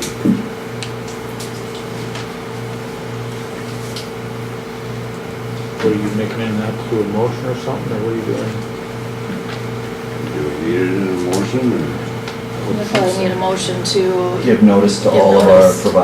to all of our contracts that within, as of 30 days from the date that we do the notification, they're gonna be out. I'll make a motion to give notice to all the ones with contracts and even the ones without contracts, effective what, figure 15th of October, we're gonna house our own. It's a little over a month, so. I'll have to get letters out to them. Okay, we got a motion on the floor. I need a second. I'll second it. We got a second. Any other discussion? I just want, you know, we're always talking about tax dollars and whatnot. We've sat through budget hearings and stuff. We've depending on that revenue for a long time. I just want to make sure, I mean, yes, it's down so far this year, but we're not done with the whole year yet. Is the county willing to not have that revenue there? I mean, it's went in the general fund for a lot of years. And we just, let me finish, Kevin, thank you. We were able to put some dollars away to help with repurposing, building, whatever you guys decide to do. At a meeting, Becky, I think we discussed, it was roughly, $1.2 million, but not the whole thing, roughly about 820 of that. Because there was, what, 300 in that building fund prior? 380. 380, okay. So, we've been dependent on that revenue for a long time. I mean, that's one other thing. What kind of detriment is that going to have shutting that off? I just want you to think about that before you make your decision. I guess And one lawsuit will more than wait that out. What if, that's only 15, 20 days before the vote, right? That you would cut them off? And this is a long shot, but what if the people of the county voted to go with the jail, and then what Josh said happens, and none of those counties that have contracts with us now are willing to come back, new jail or no? that's what I was gonna say is the elections in November there, are we really, we gotta give 30-day notice, are we really gonna solve anything by doing it right now and then that close to? I guess it's only 3 weeks away. That's why I'm wondering, are we really saving anything? I mean, our necks are already sticking out a long ways anyhow. It almost looks like we probably should have had this discussion a year ago this time. Yes, Jim? I'm kind of agreeing with Commissioner Schilling, is that we're really only saving 3 weeks if we give them notice now, but as a group, you need to have a decision made. Are you going to give them notice then if it passes? Fine, we really don't have to do anything, but what are you going to do if it doesn't pass? That's the one thing, is we have to have a plan into effect. Is that going to be your decision affected the outcome of the? And are you going to keep the jail open if it goes down? Those are things that you're going to all have to have decided soon. And we need plans because, just like we just found out, the election's creeping up on us pretty fast. And if we're going to keep it open, what are we going to keep it open to? And all of that stuff. We've got to have a decent plan in place, because we know if it passes and we're going to build it, we're still going to have a plan. What are we going to do with the deficient facility that is going to be 2 years before we can complete construction? What are we going to do in the interim? We've got to have some decent planning in place, or else it's going to be chaos. And then the other counties, we should probably give as much notice as possible that, hey, we may be closing. If they come back, and if it passes and they don't want to come back, that's up to them. And because there's still debate on how much we should charge them if it does pass. So there's just so much stuff out there, because I'm of the philosophy that if we're going to build a $10 million facility, these other counties that want to use us should be paying high cost for it. See, I'm gonna agree with Jamie on that. I think, I know what everybody's saying here. Now, this is just me, but by giving that notice right now, I don't know if we're really saving anything. I think what we really need as commissioners need to focus on is exactly what's gonna happen there in November. I mean, none of us know, but I mean, we still gotta have it in our heads. Okay, what are we gonna do? If they wanna build, then that's what's gonna happen. But if they don't wanna build, if the taxpayers don't wanna, we gotta have another plan in place. We gotta decide what we're gonna do. Yes. And if it does pass, we still need a plan on what are we going to do with that facility, and what improvements do we need to make in order to reduce our liability because there's some structural things we just can't change, right, Josh?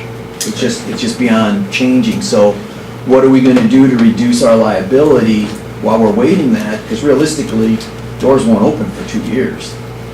You know, even if we bid it out this, I mean, immediately, don't you think, pretty close to 2 years to be operational? At least.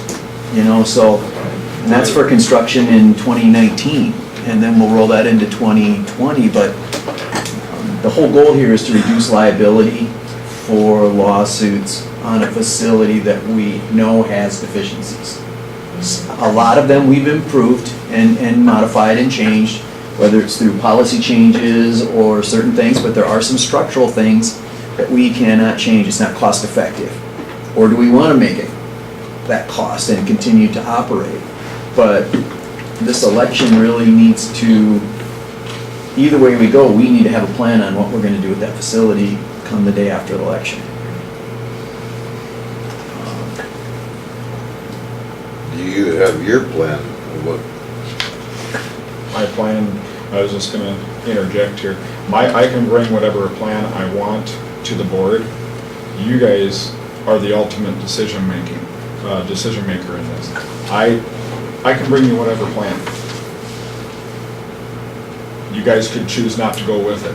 You could choose not to fund anything. You could choose not to, I mean, you guys are in that driver's seat right now. This decision has to come from this board, not me.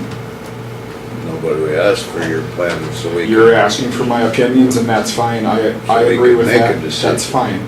That's fine. I'm not saying that can't happen, Kevin, but I'm saying that what Scott is saying, and quote me if I'm wrong, you're saying this decision needs to come from this board. You guys need to have a plan A, plan B, and a C. Right now, we don't have that.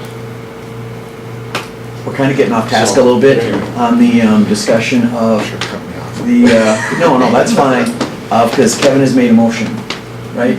And there's been a second, and we're kind of in the discussion mode. We should probably act on that and then discuss kind of where we've gone to on this conversation of, and technically it should be, the commission should say, we want a plan for this, this, or this, and we need to have it in place.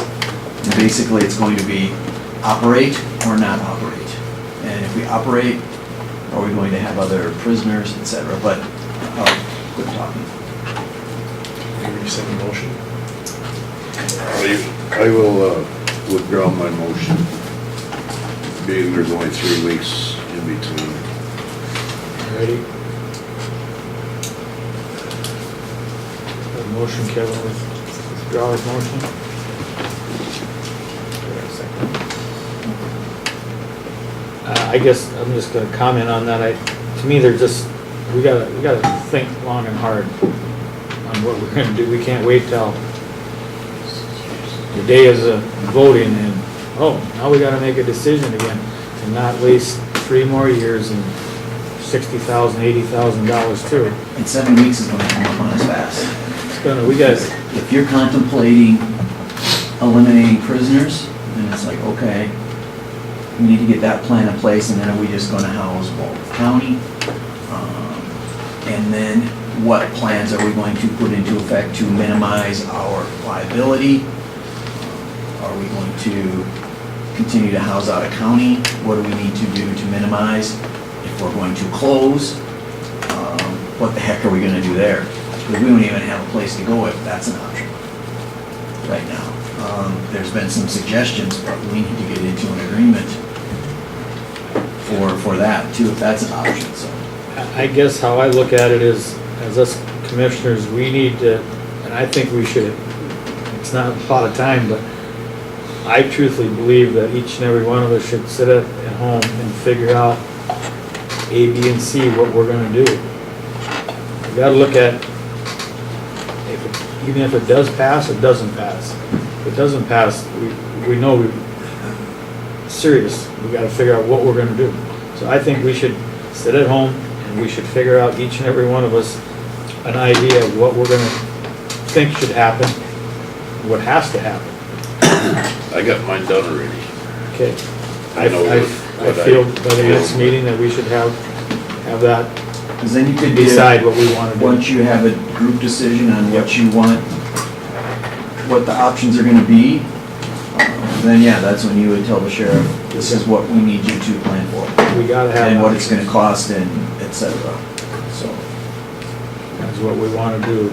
And there may be multiple option, if it passes, you may have 2 options that you're gonna need to have him plan for, or 3. And if it doesn't pass, you may have 2 or 3 options. Because I think one thing that we could probably figure out right away is how much can we reduce the risk on stuff? That And was- how much stuff is out there that we cannot fix, where it's not feasible to dump that money into a facility that's already problematic. And I think we can probably figure that out a little bit from, because what is it, part of it is the sealed windows. Isn't that one of them where the, It's in the roofing, it's- female cell block is all boarded up and? Yeah, it's windows, it's the building itself, the plumbing going in there, the electrical, the roof leaking on the new one, the old one's still holding. I mean, we're having some issues, but we're thinking it's a plumbing issue. It's from a pipe. And the We're trying to upstairs cell figure that out, block, I wouldn't, it's got way too much but That was from a shower. non-industrial, it's got way too much non-industrial stuff. It's got porcelain in there, which we should not be operating with, to be honest. And I don't think we've been using it, have we? The roof on the addition has been leaked again when we got the heavy rains. So there's definitely an issue with it on that 99 edition. Well, I think that should be our major, for the next meeting, is we should have in place, each and every one of us, what we feel, how we should approach. So we got a plan. Do you want to have the auditor put that on for next meeting then? Yes. The only difference is that Or are you gonna if we start putting that out, is that gonna influence put the it on the vote? same one? Same way wording.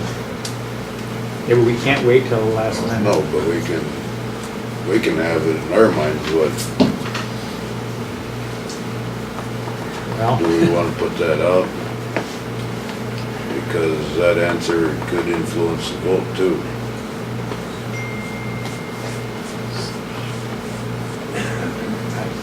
I guess I don't know how that would really have that much bearing on the vote.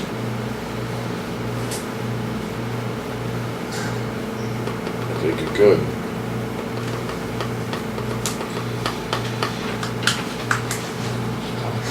What did you say, Kevin? And maybe we should just do it in, executive session. I don't think we can do that in We executive. can't really do that in executive No, session either. It's not a but- legal or a personnel matter. But, I don't know if we wanna put that out, because what we put out could very easily influence the vote too. Well, I don't know whether it would affect the vote or not, but I think the public needs to know what's going to happen. Because then what happens if the public doesn't want us to put $500,000 into this building and we keep running it? Or 2 million. And then all of a sudden, they stampede here after the election and But ready that's, to hang us all because they didn't know. Is a possibility, or the cost of closing, or the cost of what we're going to do in interim while we are waiting to build. but that's. I would where- not, That's where our decision should be announced, is after the vote. I'm just saying is that we need to We have can have a plan plans. in effect the day after the election. I think the taxpayers of this county need to know what we're gonna do if that vote is no. It's gonna be a disaster for this county, it's gonna be broke in a few years. The only thing, the cheapest option this county's got is a new facility. By far. Well, that's where we disagree, but We ain't gonna get into that. I just feel we all I need think to the taxpayers have a need to plan. know what our plan is. If that vote is no, they need to know what's gonna happen. So we won't snowball them. Then they put this vote on their hands. Well, this shows the taxpayers that you're being proactive too and not reactive. Penny's right. Yep. And we can't be reactive. We've been reactive on this for years And Commissioner Schilling's right, is we got to have plans in place and potential paperwork in place and all of that stuff, because all of a sudden packing up and eliminating 12 prisoners a day or closing the facility and we have to go somewhere else is not going to be able to get put in place immediately. It's going to take some planning and, or how soon are we going to be able to make repairs to that building to keep open? Not to mention that Josh's staff should know Yeah. what's in the future for them. I mean, I know what you're saying, Kevin, about, but to me, I look at it that, I don't think we really have a choice. We still gotta, that election's coming up, but we still have to have a plan regardless. I don't. Well, I agree, we should have a plan. And I think amongst us, that we should, gotta agree on something.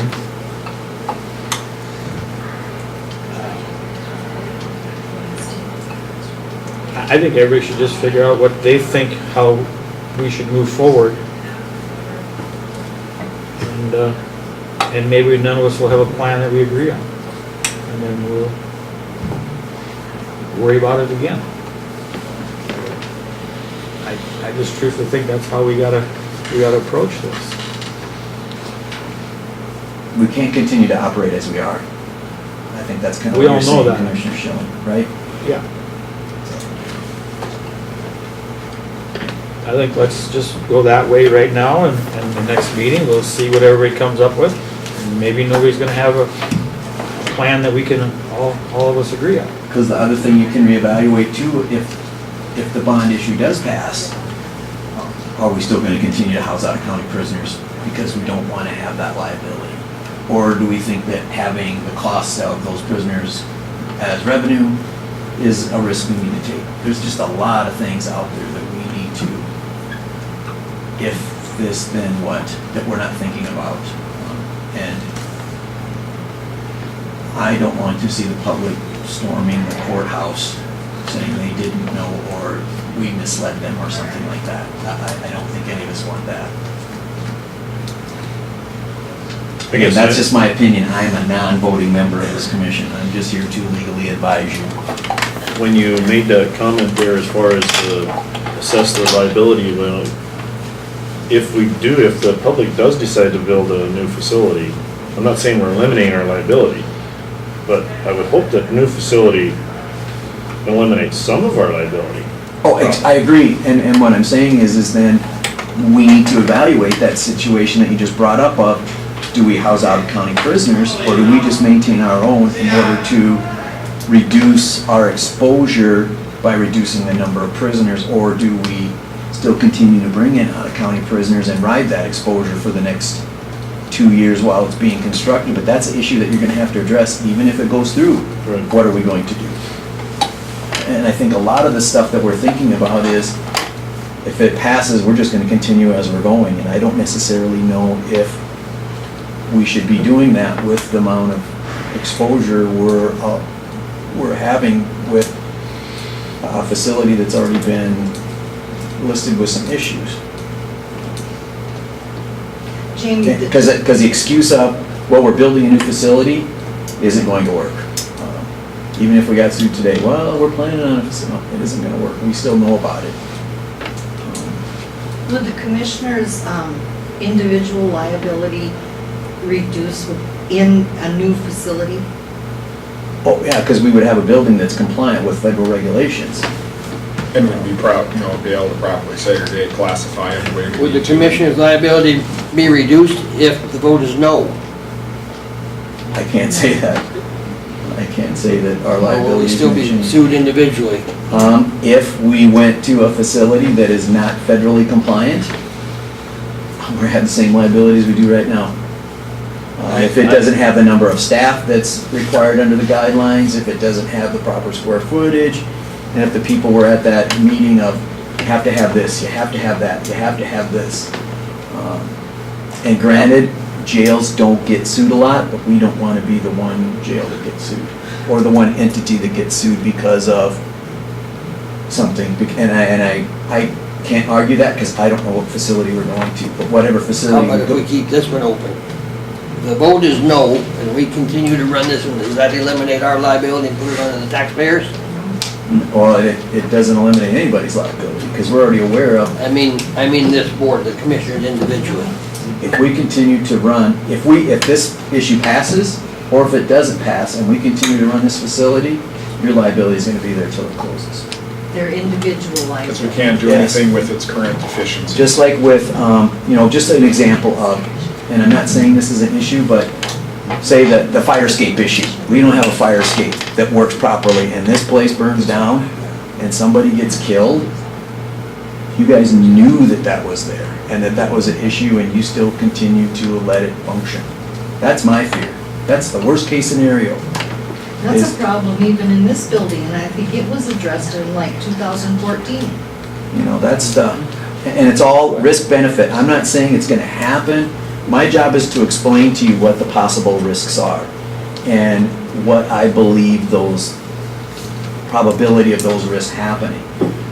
And my job is to tell you what the worst case scenario is, because if I don't tell you what the worst case scenario is, you're gonna come right back to me and say, well, you didn't explain that to me. You said it was gonna be no problem. And I'm like, I need to tell you what the worst case. Is it gonna happen? Probably not. But I cannot guarantee that. And we've already got issues that we're not gonna be able to correct with that facility unless we spend a ton of money. Well, what it is we could talk about this for Yep. weeks, but let's just, that's all I want, just get some ideas from the commissioners, and then let's talk a little bit about it next week, or in 2 weeks. Just what we can come up with, whether it's to close it, or, we're gonna have to have plans and something in place. So, that's what we need to do. Alrighty, let's move on to 27. I need a motion to go into executive session. We don't want. Have a motion on the floor, I need a second. A second. Any other discussion? All in favor, say aye. Opposed, say nay. Motion passed. Is there any old business? We need a motion to advertise for emergency manager. We're gonna discuss that, anything in new business Old probably. new business, okay. Anybody got any old business? Yeah. We forgot to put on here about the John Douglas abatement. We have No, to- it's not ready. That said it's not ready, What's not ready? the abatement. Oh, I'll have it done for next time. I noticed it was on the last one, Last time was the time he was here. It just needs to be calculated, right, Deb? Right. Yeah. We don't know what exact dollar amount The it is. form's just not filled out. Right. I'll have but, it for next time. okay. Any other old business? And did we ever get any, deals on those jail reports of why they were so off yet, or? I am working on it, Kevin, I guess, is numbers, I'm working on it, I'm almost done with it, you'll have them next meeting. And, when I come up with the auger stuff, it'll be done by then. Okay. I want to went back, from going back from January through now.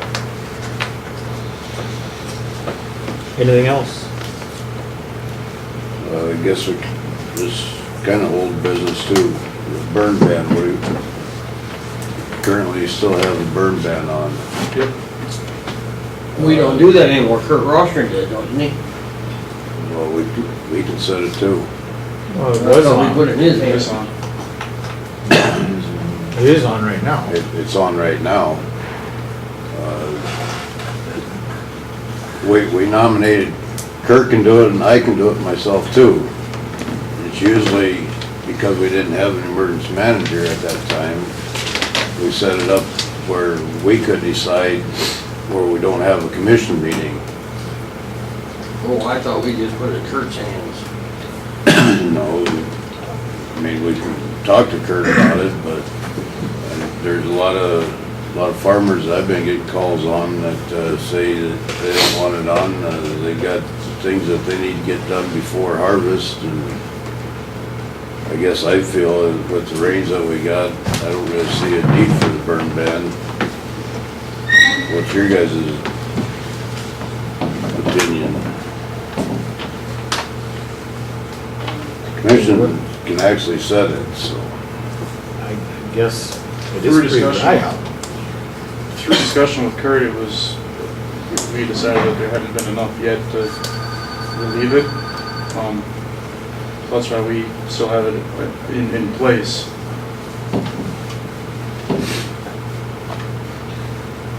You mean, in your opinion, you actually think it's, In places in the county, places that had quite a bit of rain. hell, where I've been working, I've been worried about starting a fire with a rock. Yeah, Yeah. yeah. I've been a little worried. Very much so. The burn ban, in my mind, it should be for town people. People in our businesses don't start fires and let them get away. That costs us money. I don't know ever a landowner starting a fire and having to get away. Game Fish and Parks, US Forest people, town people, yeah.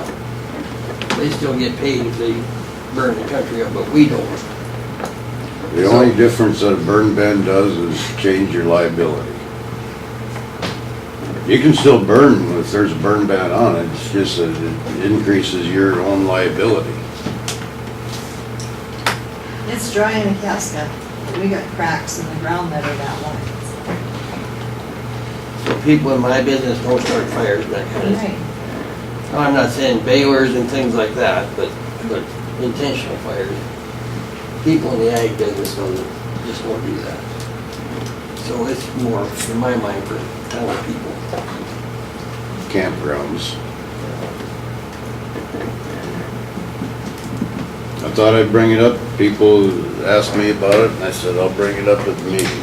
Well, Mary, what's your opinion on it? I mean, I already said mine, I guess, I just didn't think it was wet enough out there yet.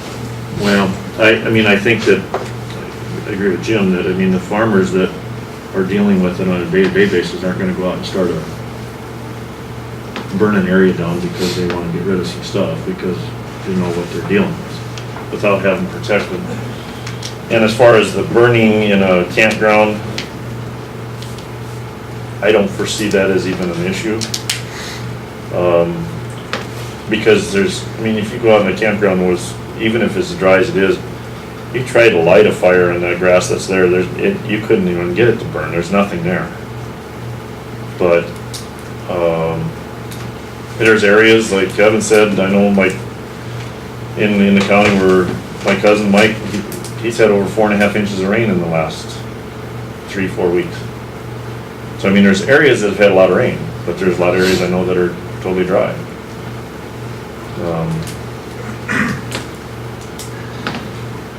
I don't know if the burn ban is actually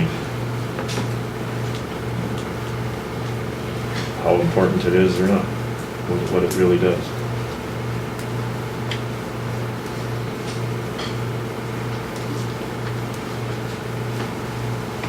I mean, your opinion, Kevin, you think the burn ban should be lifted? Yes. Or do you think that it should never be there? It's a tool that, actually, I think the burn ban is a tool for fireworks. For what? For fireworks. Fireworks? 4th of July. I guess I'm not. No, burn bans are for You extreme. put a burn ban on so they can't shoot off fireworks over the 4th of July. They found out they can anyway. And they do anyway, it just changes, the only thing a burn ban does is change their liability. Whoever starts a fire, it's their liability. If there's a burn ban on, it increases their liability. So wouldn't we want the liability to be on the person who starts the fire? Well, it's gonna be on there anyway. Whoever starts the fire, it's gonna be their liability anyway if it gets out of control. It also makes the public think twice too before they do something, just because then they realize they might not want that liability or not. Plus, then it also protects ag with somebody going out random. But I guess, That also. wouldn't it be that, just like you said, like I said, I haven't been in them areas that are wet. but I'm pretty sure, couldn't you, if in them areas that is wet, that probably could be burned, why couldn't you call Kurt or whoever and say, can I burn? Even if the burn ban's on. You can still burn. Well, I mean, and let them know exactly what you're doing. I mean, you're still gonna be liable, but I would agree with Lucas on that. At least the public, they're gonna think twice. So I thought I'd bring it up, see what you guys' inputs was. Not every person out there is gonna know if it's wet enough to burn a pile of cardboard. Just not everybody's really aware of what. I think it does change your liability, so I didn't know what you guys wanted to do with it. I agree with Jim, the ones in the egg industry aren't gonna go out and purposely burn stuff up.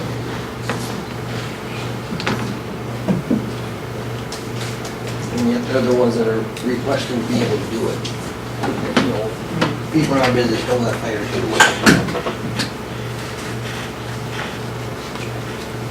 So I just talked to Mike last night, and he said, can part of it be taken off? I said, no, it's either all or none, so.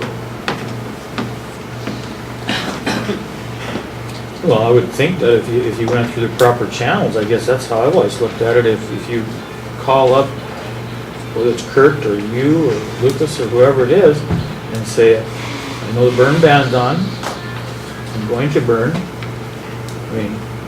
I guess if the right people are notified, I don't think you're gonna have 6 fire departments there. Even if the burn ban is on, if you're requesting it, you are doing it, I guess. Am I wrong, Jamie, or? You know, basically we create these rules not to take care of the smart people, to take care of the dumb people who start the fires and these kind of things. And Jim is right, and Kevin is right. You know, the farmers are probably going to not set anything on fire where they know it's not going to get out of control. What we have to worry about is the stupid person who is like, oh, I'm going to flick my cigarette out into the CRP, and the CRP starts on fire, and then it burns half of Jim's land up because the winds come up, or, oh, I'm going to burn my garbage here on the road, or horsing around or doing stupid things, driving where they shouldn't be driving, and it starts landing on fire. We're not here to worry about the smart people. We're here to protect the people who don't think. And the more, my view is I tend to agree with Scott and Lucas's, the more we can try to influence people to not do dumb things, the better off we are. Because yeah, smart people aren't gonna do. I'll just be honest, where I'm working, absolutely, like I said, I'm dead serious, and I'm telling you that, is it's so ungodly dry that where I'm digging with my trencher, I'm worried about starting a fire there. If the wind would have been blowing hard, I'd have quit where I was at. But where I'm at now, again, is just as dry as where I was. So I'm not saying that there isn't areas, but I'm not around any of them areas that are wet. Okay. That's just my opinion. I was asked to bring it up, so I brought it up, so. Any other discussion on that then? New business. What do you guys want to do with the emergency manager position as far as advertising? There was a suggestion brought up of possibly advertising internally first to avoid the gap of advertising for 2 weeks. So if you hire from within, you don't have to advertise. Or do you want to just advertise? We had 3 applicants last time. Since we just go back and go through them other 2 and.